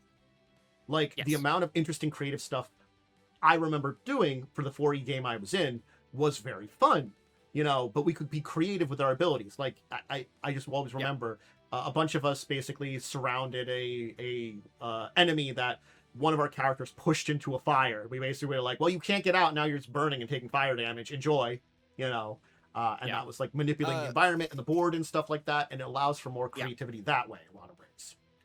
So it's a different here's kind the thing. of creativity. I think, honestly, when it comes to rigid systems, I think 3.5 and Pathfinder 1E were the hardest, the hardest line out of all of the D&Ds. Yeah. They had the hardest rule sets. 4E, I think, opened the door a little bit. 5E, interestingly enough, I think leans a little bit more towards the mechanical side than the creativity side. It hits the middle a little bit more, but I think what's so good about 5E and what has made it so successful is that you can play it in either direction. It hits the middle, but is open enough to lean into either side. Okay, I see that's an advantage on it there too, to make it successful. Yeah. And like, as much as we're using D&D, and that's why it feels so malleable. yeah, for this discussion, this probably could be broken down into a lot of different RPGs. I'm going to say this too, kind of when you're like, especially when you're analyzing different editions and stuff like that. So like, you know, if we could use this and layer it on World of Darkness. We could layer it on Shadowrun. We could, ones that have a lot of different editions. I could layer it on Earthdawn. I don't know how much different, probably different versions of Traveler, because there's a lot of different versions of that one. I don't know. I mean, like, there's certain you can systems also I don't just- know how much change there is between the You can systems. also compare editions, between so. different RPGs. You can also just compare between different RPGs entirely. Like, you know, Fate is a very soft system. You know, like, it's so open that the rules barely matter. Hmm. You know, and there are other systems like that, very rules light. Yeah. And that's not a bad thing. But I can see why some people don't like it. I think, yeah, and I think that's why 5e really does. It hits the middle, but allows for either direction, which I think is which is why it's done so well. For me personally, it depends on what you're doing. Depends on if I like rules light better than rules hard. Like, if I'm doing something that involves, honestly, stuff that involves a lot of combat and stuff, I prefer harder rules for combat-based stuff, because I feel like that needs it there too. If I'm doing a lot more role-playing, skill-based stuff, I could definitely go for the rules light, you know, there too. You know, hey, if we're just like having a silly time fun, because I'm not gonna lie, you know, one of the best games that I kind of can point out was I had what was not the best game mechanically, but it was one of the most enjoyable games I've had in the last decade. Has to be the Trash Pandas game that I did, you know, where it was just chaos incarnate, but it was fun, you know. Yeah, and that's kind of a whole thing with it, is that neither side is bad. It has a lot more to do with what your group likes, what you like, etc. The idea, it's just, but what I think the problem with when people look back at 2e, they apply 5e's a little bit harder lines to it, because like I said, I think it has. I say it can lean either way, but I still don't think 5e can lean either way very far. Whereas 2e is very centered in that like crispy to crunchy side, you know, soft to hard rules. Like, for me, the three things I remember for AD&D are my nightmare stuff, which is 1, saves versus things that just cause me to explode, level drain, and the everybody has a different experience, which just gave me a headache. Yes. So, and that's kind of the thing. Like, playing in one, first off, like, as a GM, you have to be very careful with the save or die things. Oh yeah. It's kind of like this thing where, but that's the thing. Same level drain. In those kind of, and level drain sucks, but you know, we've had it happen in our game, and you lose experience, and it's like, oh, okay. Yes. And then you're like, okay, back out. And to be fair, you know, the GM gave us a way to heal back a little bit of that, but then like, I think even the game allows for some healing back of it, as long as it's like only like one level. But you know, you still have to be like very careful, and it's kind of a learning lesson. You know, it's kind of a learning experience. Like, okay, don't go charging into the land with the lich or whatever. Fuck you, whites. just fuck you, whites. Yeah. Spectres and whites. I think it was. I think it was specters for us. And like, it's interesting because like you do get these periods where okay, actually, here's the thing. What I think is really interesting is a lot of the potential death things, or the things that really harm you, are things you can cast on each other. Like the fact that polymorph can kill you, but polymorph can be very useful, you know? Yeah, okay. And that's the thing. It's like, you know, like, we need to get away. 2 of us have polymorph self, and I have polymorph, but you don't. I can turn you into a fish, but you have to system shock check to see if you die. You know, it's like, do you want to risk it, or do you want to do something else? And that kind of thing, it's a lot. I feel like it's very, and that's kind of where I say, like, the rules are brutal, and that's a whole different side of this talk where it's very brutal, but it's not meant to be punishing. But when people play it to rules as written and don't allow for those creative backends, because the whole point of it is to you're supposed to sneak, you're supposed to do research, you're supposed to figure out what the monster is and plan for contingencies, and even if those go wrong, you have backup plans. That's kind of what it is. And if you don't do that, if you just play it like 5e, you will die so fast. It's one of the reasons that I would honestly love to run one of those Beholder adventures. I wouldn't want to run one of those Beholder adventures in 2e, because I know, like, it's like I love the idea of those adventures.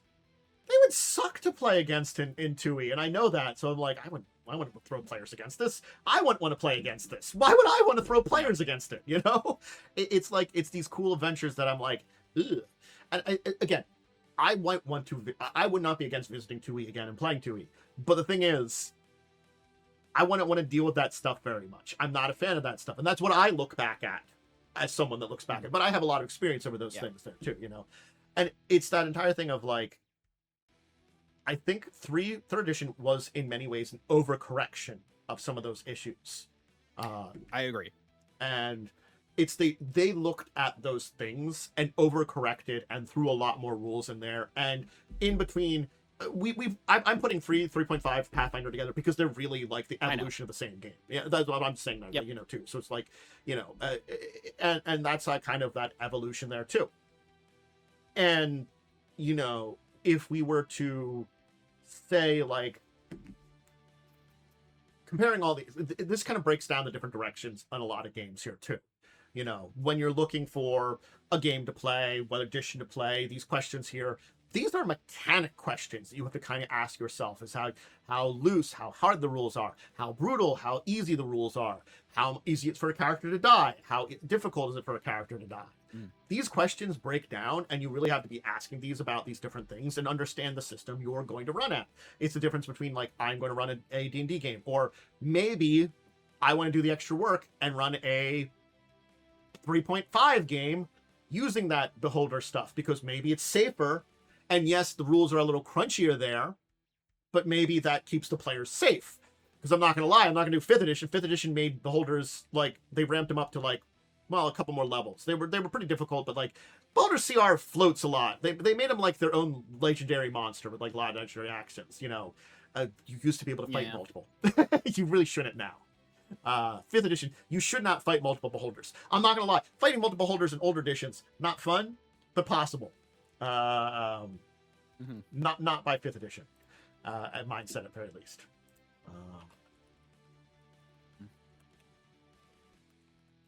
Let's see. So yeah, 13 in 3rd edition. They don't give one in 4th. 13 and 14 in 5th.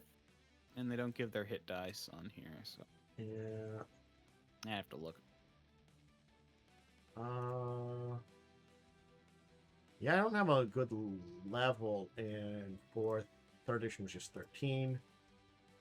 12, I think, was around that area where you'd want to be that middle levels and stuff for that. Same for 1st edition. I'd have to look at my stats. But that's based on the Beholder. D&D 2E.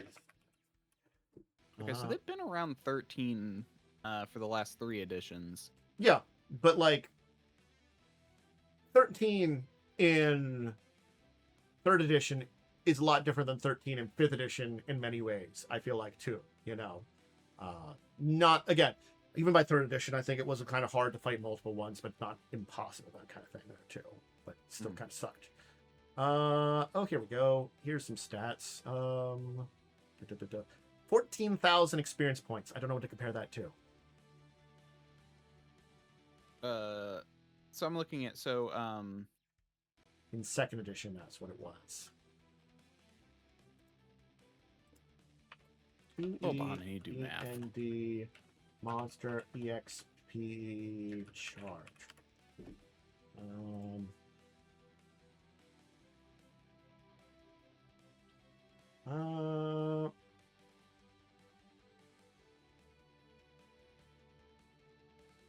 Okay. A creature experience point values. They say 14,000? Is that up? I think. Individual monsters. This chart here is not helpful. Oh, hit dice or level. Okay, so what hit dice does a beholder have? That's what I need to figure out here. Sorry. Okay. Yeah, it's hit dice. Sorry. I can tell you right now, in first edition, they have like 10 hit dice. I think they're about the same in second edition. So they did go up in third edition. I don't have what hit dice. Sure, doesn't help. Oh, sorry. That's why I'm getting confused. It's the average.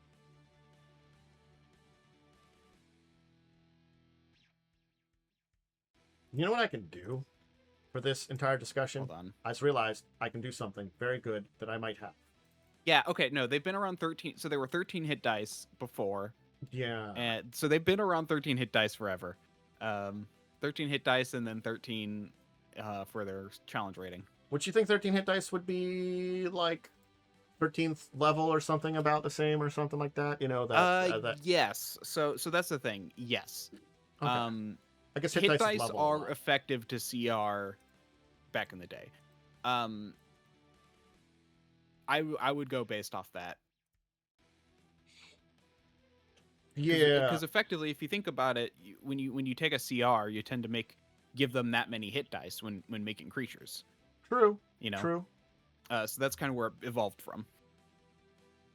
Though I don't think it's necessary to challenge 3 because you theoretically can fight a hive mother and she's 24,000. Yours is level 24. I looked up like the average for like a normal beholder. Well, yeah. Well, I mean, like, you know.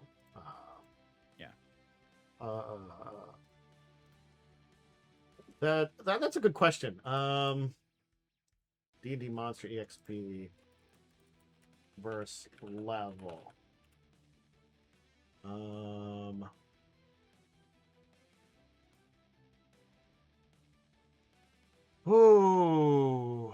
Yeah, but overall, like, again, everything exists on a spectrum.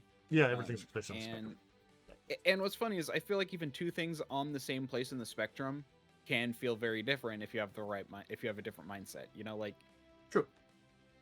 I feel like the mechanics really are meant to just be a scaffolding for 2E. They're not meant to be like everything.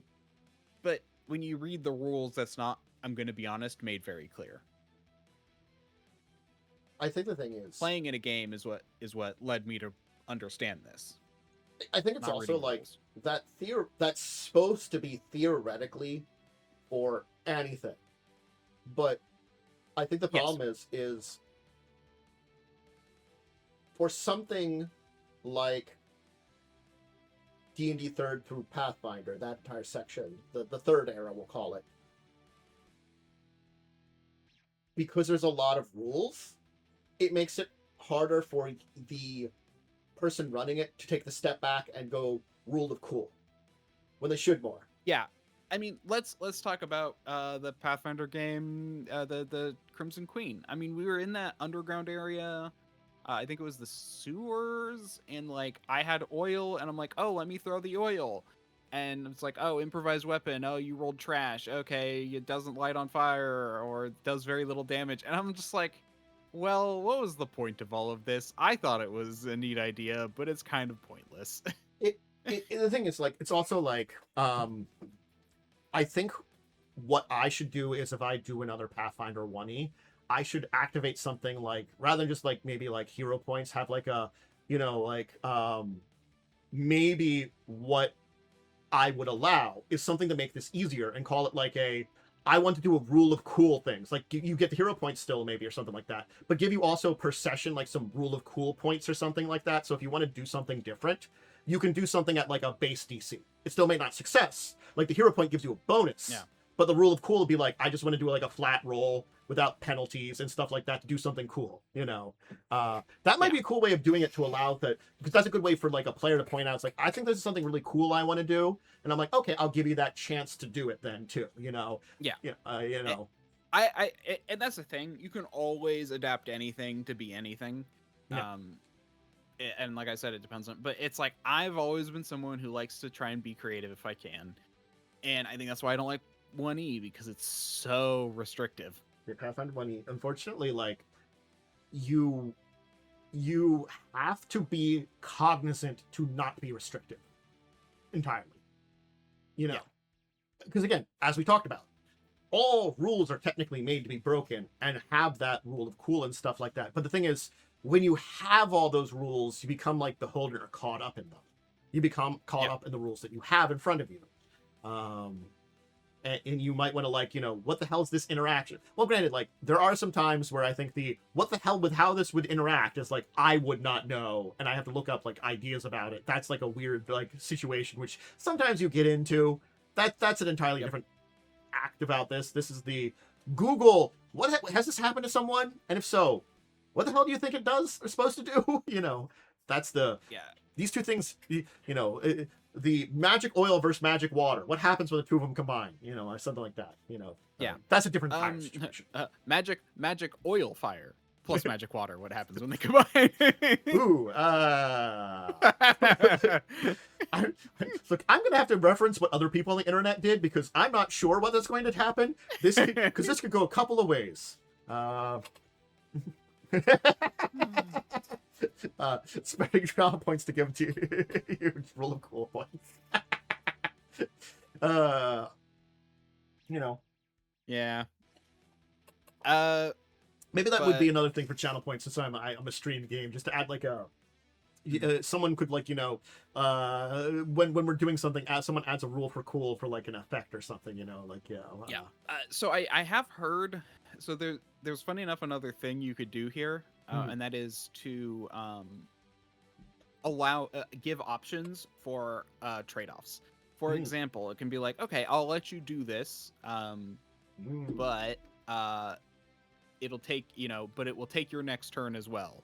Or, but you know, you'll take a bit of damage because you're not trained with this. So that's the other thing is you can give a few options, like one or two options, like 2 or 3 options.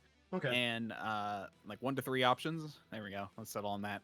And then like let the player pick how they want the trade-off to happen. Okay. To allow them to do that. That's another way through it. In fact, that's literally what I plan to do for my game. I'm gonna actually explain that to you guys before the game, where it's like, if you want to cast shield on the person next to you, I might allow it, but it might be okay, it'll cost a 3rd level spell slot. Okay, it will, but it will only give 2 AC and last for the turn, or last for you know, that attack, or, you know, like I'm someone who lets you do things that break what is written in the rules. If it's close enough, and I'll say no sometimes too, but if it's, you know, if it's an idea, it's something you can do, like, you know, you're still spending resources, I might make you spend some extra, you know, like, that's kind of where I sit with it. I think for me, I'm down to negotiate, you know, if you want to do something. And I think that's why, like, I think giving the players an option to call out to me, I want to do something cool to negotiate it, you know, or something like that. You know, it's like, I want to rule a cool this or something. Like, if I tell my players, that's a thing you can say if you want to do something like and negotiate something with me. You know, I can present like some like advantages, disadvantages, scenarios that we do for it. That would be like, I still want to do it in very cool. It's like, okay, cool, I'll give you the option of it, and maybe like giving a few opportunities a session for that. So I can explore this. This might be something I might explore then. That would be kind of a cool idea to like add a little bit more spice to and stuff like that. It might make me like Pathfinder First Edition, because I just feel like the fact that it limits your creativity so much is, I think, what I'm fall flat on it. And that's the thing is, though, I never felt that with Pathfinder First Edition with all my games. I had a lot of really creative and interesting ways, but I think it's sort of like it was me playing for a lot of years and getting an intrinsic knowledge of the basis of how to do that creatively and how to add things in there. It's sort of like I learned to play within their rule set and find the creativity within it, which is not easy to do. And it's something that I don't think I'm as good at now because it's been a lot of years. Like back then, I created some crazy shit that I remember back in the day in my, you know, like in my things, playing with 3.5 and Pathfinder, you know, that I was able to do back in those days. I don't think I'm able to like do that as much now. Not that I don't have that creativity, but I don't have that kind of basis of understanding where to play around with things and like do stuff with that. Here's the thing about Pathfinder 1E. It actually does enable a different kind of creativity. And this is something, it's not narrative creativity, like I was saying, but it's mechanical creativity. The fact that you can be like, hey, I can, like, I have this spell, and they have this ability active. I can use this spell to just destroy them. And that's a different type of creativity. And that's the thing. And that's why it's like, it varies from person to person. But for me, I think so much more narratively on that sense, that it's all like, I do like mechanics in games. I mean, I love to study them, but I've never liked finding those loopholes. But like, people who do feel so creative. It's the thing of like, when they play that way. I always liked not the loopholes, but like the places where I could bend the rules. That was my jam. Yeah, I don't want to. Like, I don't want to break it. I want to bend it. That was my jam as a player. There is finding those points in time. It's this interesting thing where when you have rules that you come up against, there's a way to, if you know them well, you can get around them in a way that's creative in a different way. But by having those rules, but having those rules is actually what facilitates that creativity. And that's why I'm saying it's like, it's not a black and white, it's a spectrum. Yeah.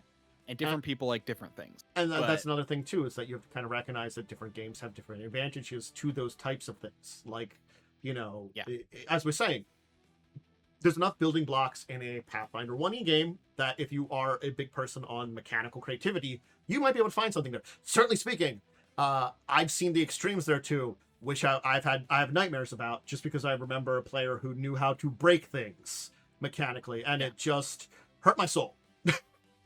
Hurt my soul. It was just like, what have you done now? Sometimes it was okay.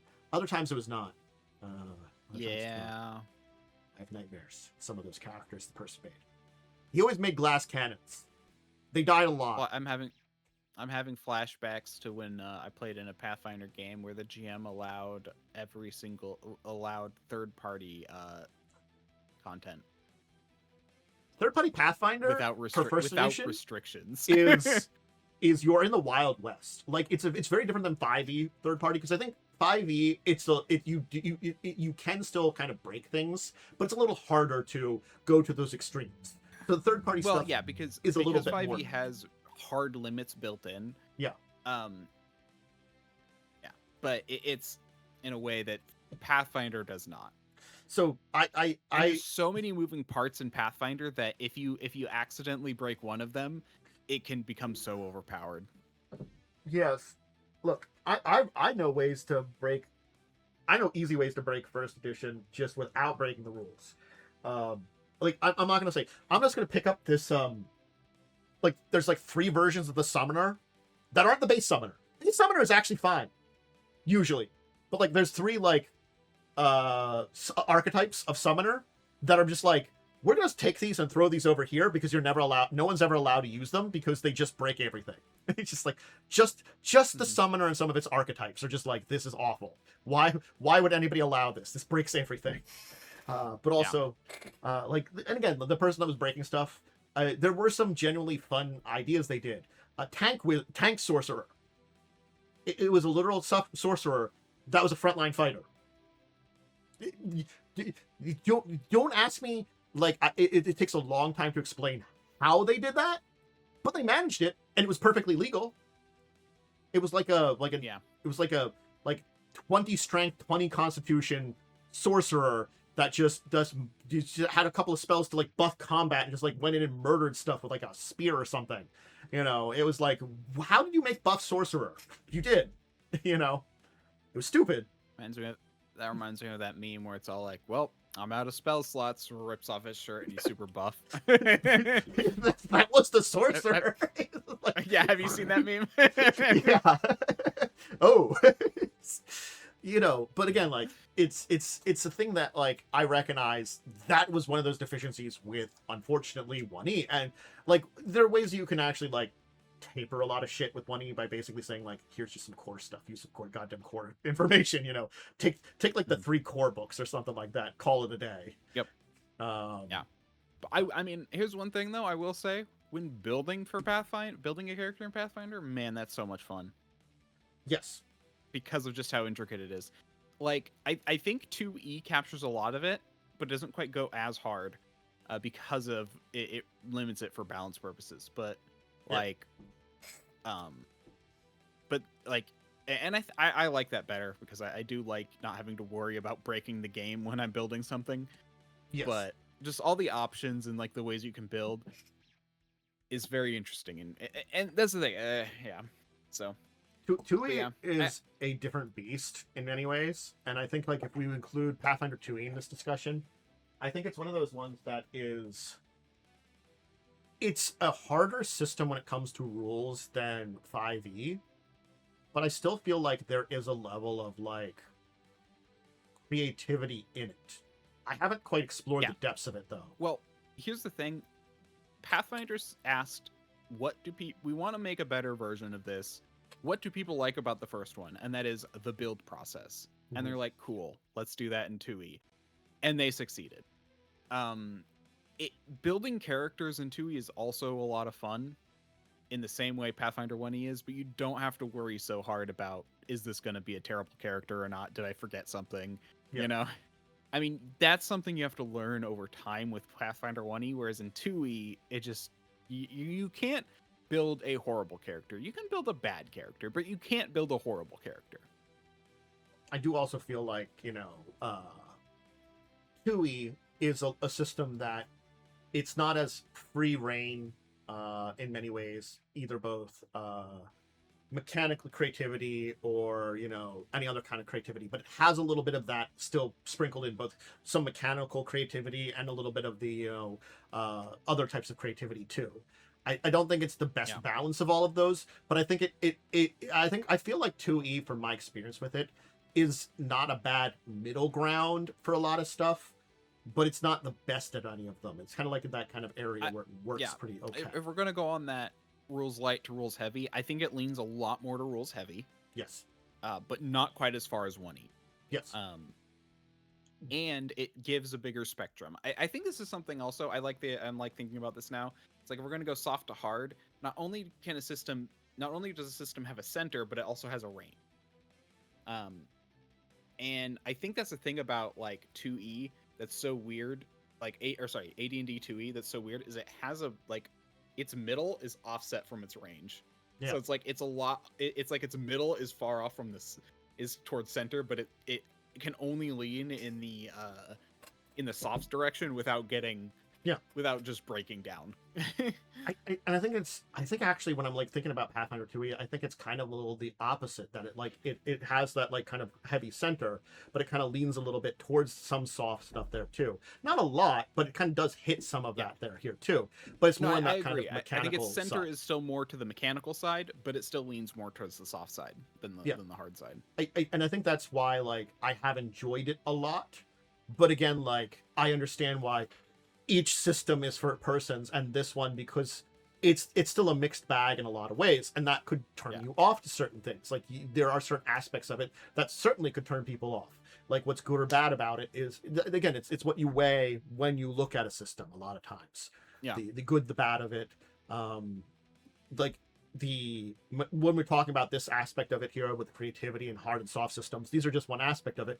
You still have to go back to the system and ask questions directly of the mechanics too, because even on top of the generalization we're talking about now, mechanics make a goddamn difference. The actual way that it's presented too can help too. So if I had to pick the hard for me, and again, I think there's still some preference here, but for me, the hardest system, basically the one that is the most restrictive as far as rules go and doesn't give a lot of creative, it is Pathfinder first edition, and effectively effectively D&D third edition as well. But like I feel like you have to play by the rules, otherwise you're not playing. Softest system I've played, that I personally played in, is Fate.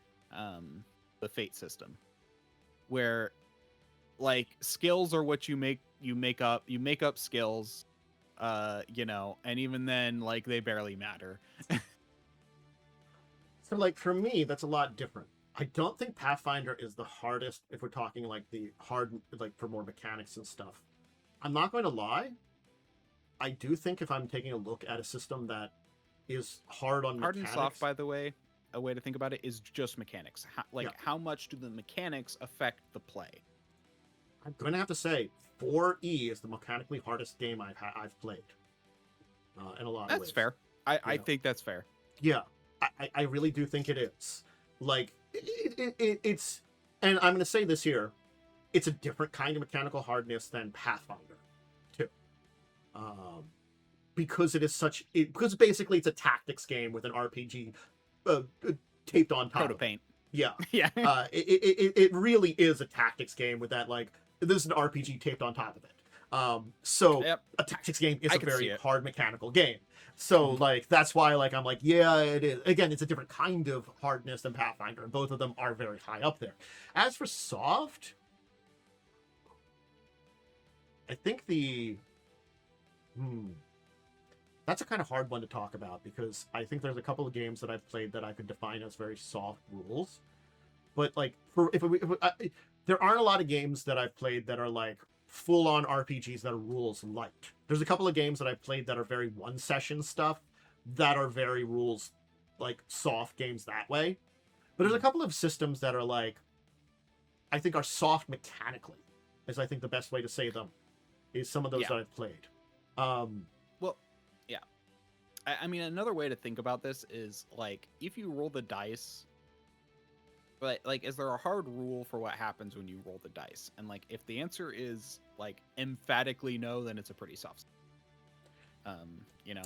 Here's the question then too: what if in character creation, I define what those dice rolls are going to be? I think that can still be like that won't be the softest, but it will still be a little. It will be a little bit harder because you're still defining the rules. If like. Every roll is the dice kind of are like a suggestion, then that'd be a very soft system. I haven't done a lot of very super dice suggestion games in a lot of ways. I've done a few kind of like small things there, but I've never really been in a huge system like Fate. I think I've been in some stuff that is like very dice light games here and there too, but like, you know, I don't think I've been in a because I know of some very super soft games. I just haven't had a chance to play well, and that's the thing. Like this question was, have you played in? And that's why I said Fate. I know of ones that are even softer than Fate. I haven't played in any. Like I think if we're going for that middle ground of like the kind of like the because I was thinking is like I've played a bunch of the you build your own game in a lot of ways, which is Bessem. Yes. Bessem is you build what the game is when you're and I would consider that lighter because of that aspect. I would consider it lighter mechanical sway. Yeah. But the rules are still defined pretty defined. Yeah. That's what I'm trying to think of, like, you know, I think it's on the scale. That might be the softest I've done because like like World of Darkness is pretty heavily defined, but you don't always need to roll the dice for everything. Certain things you do. Yeah. That's kind of like a weird point. I'm trying to like think of games that I've done a lot of or played a bunch of, you know. I think it's just I haven't had an opportunity because, again, I'm not gonna lie, I run a lot and I just haven't run anything that's soft. Funny enough, I would. What are your thoughts on Star Trek being soft? I feel like it's a little bit softer. That I think is a softer system too. I think it's still like. I think that's maybe comparable. Like you still need to set a number, and you still have rules for how you get to that number. But the way you set the number and the way those rules play out, especially because of the fact that as the GM you can just go, Doom, or what is it called? Threat. Yeah, I spent some threat to make it. So there's definitely some softness there because of that. Yeah, I think that's an interesting one because it's like that's I feel like that's kind of like when I talked about Bessem and how I compared that as like it has a level of softness to it. I think I would say that for Star Trek. That might lean a little softer, but it's the same kind of like there's a like creativity to the mechanics there is what I could kind of say. And I think those are the softer systems I've played as, the ones that have like a creativity to the mechanics. Yeah, and I think that's definitely part of it. That's interesting. Yeah, you definitely lean a little bit more towards the harder games than I think I'm someone who does emphatically like being in the middle. I kind of get a little bit annoyed at both ends. I think it's just because like my main experiences with actually I think I can explain it very well. I am a very mathematical person and very stuff like that, so mechanics have always been more of my preference anyway. I like numbers, you know. It's why though I didn't finish my degree, I went for math when I went for my bachelor's. I have an associate's degree in mathematics. Yeah, I'm a math guy. Mechanics are basically that. And what's so funny is that like I majored in computer science, and it's just very much like I get that, but I feel like but you know, it's kind of funny because like I think that also fits kind of where I sit, because it's all like, yeah, I like the numbers, but only when they can do something for me. And that's kind of very much computer science. That is very much computer science. I'm saying like computer science is that kind of like a good balance between numbers and creativity and a lot of stuff, where I was very much on the hard mathematics side of things, you know. So it's a little different. There's definitely some overlap there, but it is an interesting difference between them. But it's an interesting thing to kind of think about with this entire kind of setup here in these in the creativity and the mechanics and stuff there too. And as I'm going to say, like, you know, the first and foremost, you as a person, you know, running these games, recognizing the various differences between these editions or games is very good. You know, this is stuff that does help you in the questions of what the hell do I run to run? Very much so. But I think it also helps in the fact that understanding where you like your limits means that if you were going to go to a group of people and be like, hey, I want to run a game, and suggest a number of them, you can actually find out from your players what their preferences in those kind of groupings are too. And knowing where your limits are means that, like, you know, maybe you find players that would be okay with you know, you running an AD&D game instead of a, you know, or maybe they'd be okay with running a Pathfinder game, or maybe they're okay with you running a 5e game, you know.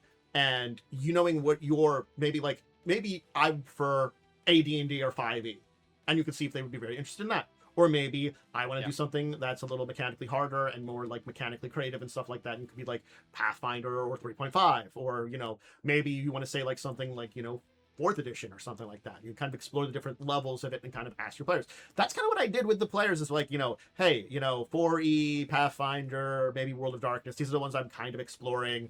Like, I've been looking at some 4e stuff because I've been thinking about it, but I'd also been looking at some Pathfinder stuff. I haven't really looked at the World of Darkness stuff. I'm not gonna lie, it was on my list just because it's been on my list forever since Vampire, but like I haven't really explored it very much. I mean, like, you know, and it's kind of good because it's like, I feel like it's kind of nice to find out, like, this is very much a preference thing. So it's like, it's kind of good to like kind of figure out where people sit, where it's like, I'm totally down leaning a little bit more in the mechanical or the story side. Like, I can do either, but I think that's where Pathfinder hits me, is just, it's a little bit too hard, but you know, but as we discussed it here, I was like, why don't we come up with some ideas to add a little bit of that whimsy and stuff and soften a little bit. And maybe that would be fun too, because I'm not going to lie, that might be really good for streaming too. Yes. Yeah. Very much so. So it's like, as soon as we kind of like walked back to that, I'm like, oh, softening it and adding this kind of like rule of cool kind of thing for streaming might be a kind of cool idea. Maybe exploring that would be awesome. Also, I gotta be honest, I was thinking of like, I was thinking of either going in one of two directions for this entire thing tier 2. I was thinking about like, I was exploring the various adventures, and like we could do like a series of adventures as Pathfinder Society.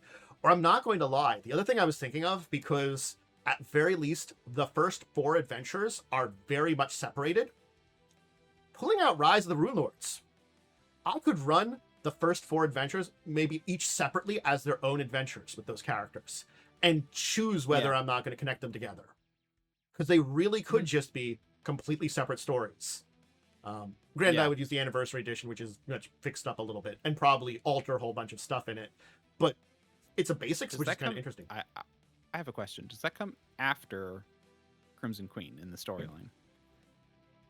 It was originally written as the first adventure path, but they did an Anniversary Edition where they updated it They updated Well, Crimson Queen after, but Yeah, I'm wondering though where in the storyline it sits. I think it's the first one in the storyline. But again, like it's the most. Oh, Rise of the Rune Lords is the first.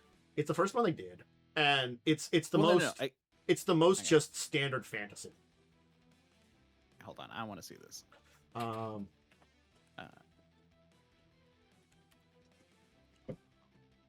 the original one came out for 3.5, but then again, also the original Crimson Queen came out for 3.5 too, I think. Yeah, Crimson Throne was the second one they did originally, and then they did the anniversary edition of both of them.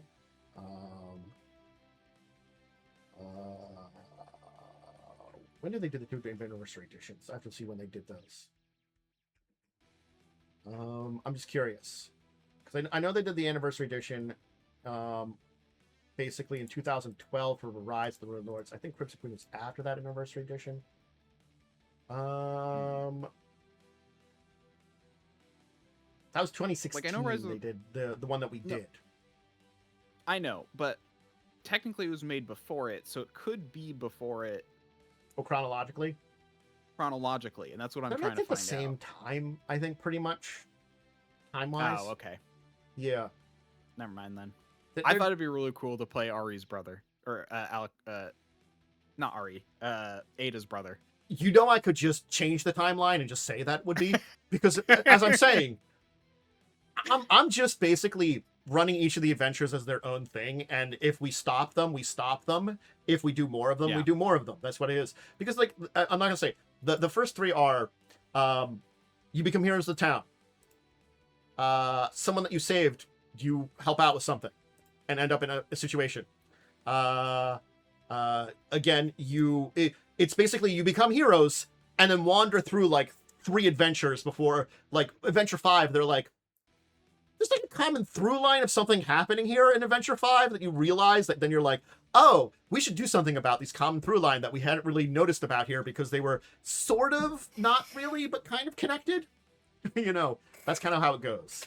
Look, I'm not gonna lie, it's that's why it's sort of like I would just play them as individual adventures in a lot of ways. And maybe if I wanted to add the thing in the end, I would.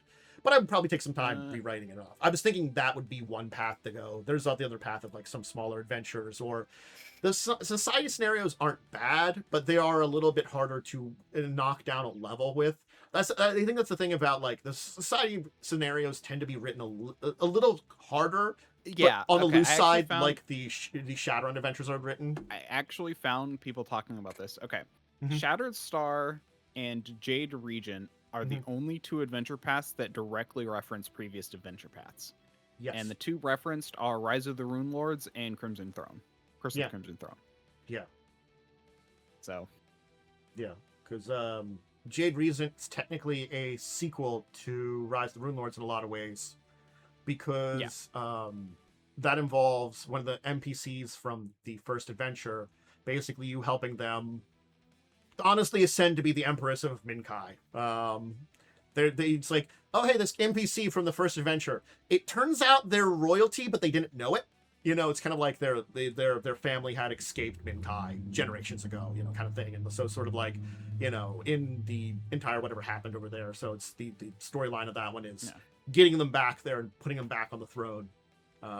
You know, because you know, someone basically showed up and like, hey, the country sucks, and you're like you're technically the only living person to take the throne. Can you come back and like, you know, take it over?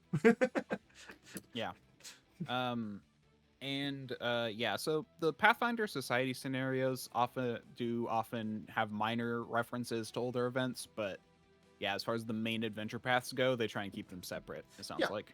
I like the scenarios to a degree, but as I said, they do require an extra level of work, but they're not terrible usually.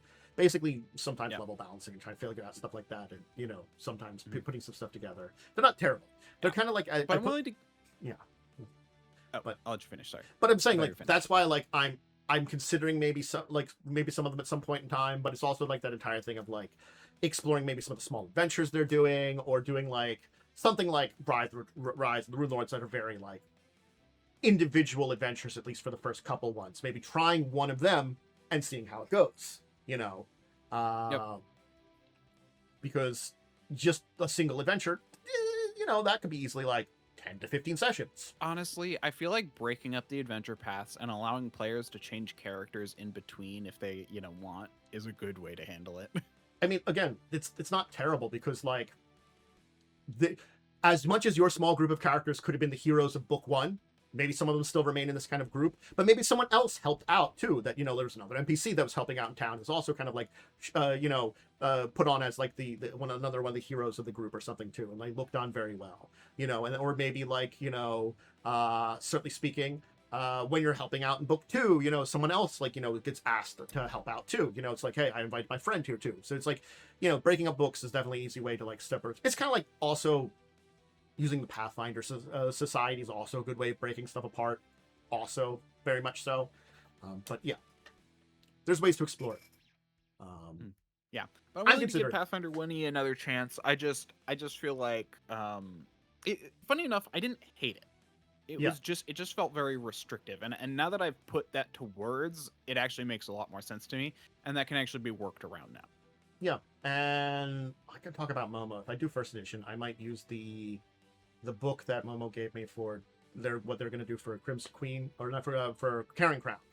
Is the Elephant in the Room feat taxes in Pathfinder. It's basically rework some of the feats to remove some of the taxes and stuff to them. And that's a good idea as well. Yeah, so I might like use that book too. It's a lot of stuff from like the original books and stuff that kind of like fixes up a lot of the issues with some of the basic feats. Because I'm not gonna lie, the first level of stuff they put out, yes, it's kind of the core of it, but like everything's built on top of it. It's not a very good build. It's okay, but it's like it's just an evolution, and there's definitely some like holes and stuff like there too. But anyway. We should talk about our week, because there's a bunch of things to talk about, and we've been going on here for a while on that topic. So I guess we only have 2 things to talk about. Well, you have today to talk about too. So yes. Joe's game. It was fine. The fight was kind of neat. The surprise was very not telegraphed, not foreshadowed, and kind of dumb. Yes, that's the thing too. The fact that the guys were doppelgangers and attacked us. I thought about arguing against it and decided not to, because like they used the detect thoughts, and I'm like, detect thoughts only read surface thoughts, so they wouldn't have known anything unless they dive deep, which you notice. Which requires a roll, which yes, he could have made behind the scenes, but it would have required a roll. Yeah. So like he just didn't do that and just assumed they could read our thoughts and like pretend stuff, like, and we didn't get any checks to notice at all, which I don't think he will behind the rolls. We just and that's the thing. He wanted the surprise, and that's what we talked about yesterday on the stream, where it's all like he just likes to do his thing, and if he'll make it so there are no checks to thwart it. Yes, it was just not fun. It wasn't okay. It was an okay battle. Yeah, but like the setup for it just wasn't like it was like it's like. With the setup of everything, and we didn't get any rolls, and everything just happened, I just like it just dejected me on the entire fight too. It's just like, oh, I mean, again, like hurrah! A few weeks ago, I talked about what annoyed me, and that was the fact that I knew there was a trap there. I tried to figure out a way to detect it. I never got a roll, and it just triggered with no save. Yeah, So it just feels as though a lot of that's just wearing down on me, definitely at this point in time. So it's like just like I said with Joe's game, I just look forward to the combat, and I kind of just don't care about anything else at this point. I'm not gonna lie, if I knew things would be like this, I would have made a different character. Yeah, the character I built was for a standard 5e game. This is very much so a combat 5e game. True. I didn't make a combat character. I had to adapt to a combat character, and even then, it's okay. But there's a lot of stuff I can't do. Yeah. So, I'm feeling it very heavily nowadays. So it's sort of like, well, what can I do? Sure, something. And every social option we ever tried to do, there was never a roll. We just either succeeded or failed based on what he wanted. That's Joe's game. We finished up the dungeon and succeeded, and I guess we have finale next time, or is it like 1 or 2 sessions left or something? I mean, he said next time we're gonna I think we're gonna prep and then finale. It depends on how long prep takes. We have money we need to spend. I think if we look into what we can spend money on in between or something like that, I'd come up with a list of options. He asked us to. I'll just have to remember to do that. It's just like, yeah. He says I don't know what I would get, and I just don't know if there's anything that's worth it. You know, I think that's the thing is like, what the hell do I buy? Yeah. I don't know. I mean, I'm gonna look to maybe get a little bit better of something. I'll look it up. Yeah, there's probably a few options of something that could be useful. I'll just have to look up some stuff. Something that increase your spell saves, maybe, if you can find it. My saves are pretty high. They're like a 19 already. They're not bad. Mm-hmm. It's just that when things have like plus 10 a lot nowadays that we've been fighting, I'm like, I don't have plus 10. No. Wednesday went so interesting, but also Weird. so bad in a lot of ways. So yeah, I think what I'm going to do is, I was thinking about this, as I'm going to take a step back and move things back to a more chase level and like just basically activate things, because there's a bunch of stuff that I can do that can have everybody evolved and basically put everybody on this kind of chase timer, where basically rather than doing like the basic chase rules, because it's too complex and we've got you guys split up, what I want to kind of do is I want to have like everybody make checks to kind of like choose a type of check and make it to kind of like affect what's going on. More skill challengey. Yeah, I'm going to make it into a skill challenge right now. Yeah, with everybody. Yeah. And there will be some moving points that everybody can do everything, you know, it's some different things. Yep. Yeah, moving back into like normal time, because he's gotten away like 3 times from us. We should just move back into chase. Yeah, I'm basically, Jesse's character Nox managed to catch the guy by like really good. All his edge. Spent all his edge. Sprint after him. I'm not only spent all his edge, but rolled really well, even with spending all your edge. Yeah. You know. Yes. So he's like, he caught the guy. The two of you couldn't do anything to the man. That was the problem. It was the amount of like just rolls over like 2 goddamn hours that were so bad. If I had like, he had a good enough defense pool, Jesse didn't have enough actions to punch him enough. Yeah. And so he spent a lot of his time running up, and then like he had 1 action, you know, and he couldn't punch him, you know. So it's all like, because they only had like 1 action. And then you've got the fact that like I'm better at guns, and pecking at him and clawing at him was about all I could do otherwise, and it just wasn't enough. Yeah. No. It was one of those things, is like I was hoping with the dice things could easily have turned one way, but it's sort of like all the dice allowed things to happen was to stay at this kind of medium of nothing was happening. That was the problem. Yeah. It was things were so either unsuccessful or slightly successful that nothing happened for like the entire thing. And I'm like, even he wasn't rolling great except on like his defense stuff, you know? It's like, what the fuck? It was very much so a mess, and like it's not a bad session, because I think it's a hilarity and misadventures of terribleness, but it's a bad session if we look at how the game should go, you know, kind of like it was. Yeah, I mean, I think it more broke the flow, and that's something you could have done a little bit better with, but beyond that, it wasn't that bad of a session overall. I think what I should have done is taken a foot down and stop and put the flow back on. And I was hoping that the dice would do that for me. You know? Well, there's something easily I can give Naomi, because as I can reveal now, because you'll learn that front, the Apsis Consortium was in a boat traveling, so Naomi could notice they're also pulling up at the same time they're pulling up, and maybe try to do something to them or something like that, you know, or cut them off in the vehicle to give options, because they also got in a boat and drove over, you know. That's why they went a different direction. They went to a boat, you know. So yeah, we'll go back into overhead time and No. Like I was thinking about like having Joe have the option of maybe trying to do something with his drones with the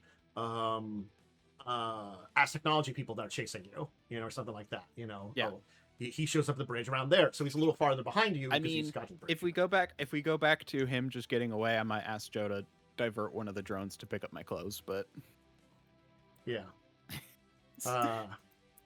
but I feel like for most of this fight, it's going to be a bird and a naked man. I look, I feel like it's like you'll be hitting. Basically, we'll kind of have your two groups hit the Okudas like right at the beginning of it, and kind of like that's where you'll be on, and then some stuff will happen because there was some other things that were going to happen that didn't have a chance to happen, Yep. But that'll have like we'll have some events of like checks and stuff, and it's kind of set up where everything is, and I think we will go to that kind of skill challenge level where there's various moving parts, and people can make checks to kind of determine where the moving parts are. Mhm. So we'll figure it out. Yep. But I think that's a much better step back where how everything's been established. So anyway, how did they go? It went fine. We kind of went from we were basically just kind of scouting out the tower that we're gonna assault soon. I was able to get a spot on someone, get a good look at him, and scry him, which is Ooh. nice. Yeah. So, and by doing that, I saw the inside of the tower. Ooh. Still need to figure we still need to figure out how to basically we need to deactivate their defenses so that way the dwarves can come in and attack the tower directly. Mm. Is basically what's going on. We've been trying to figure out how to do that.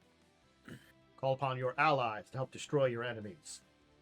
So a lot of research, and I zoned out a couple of times.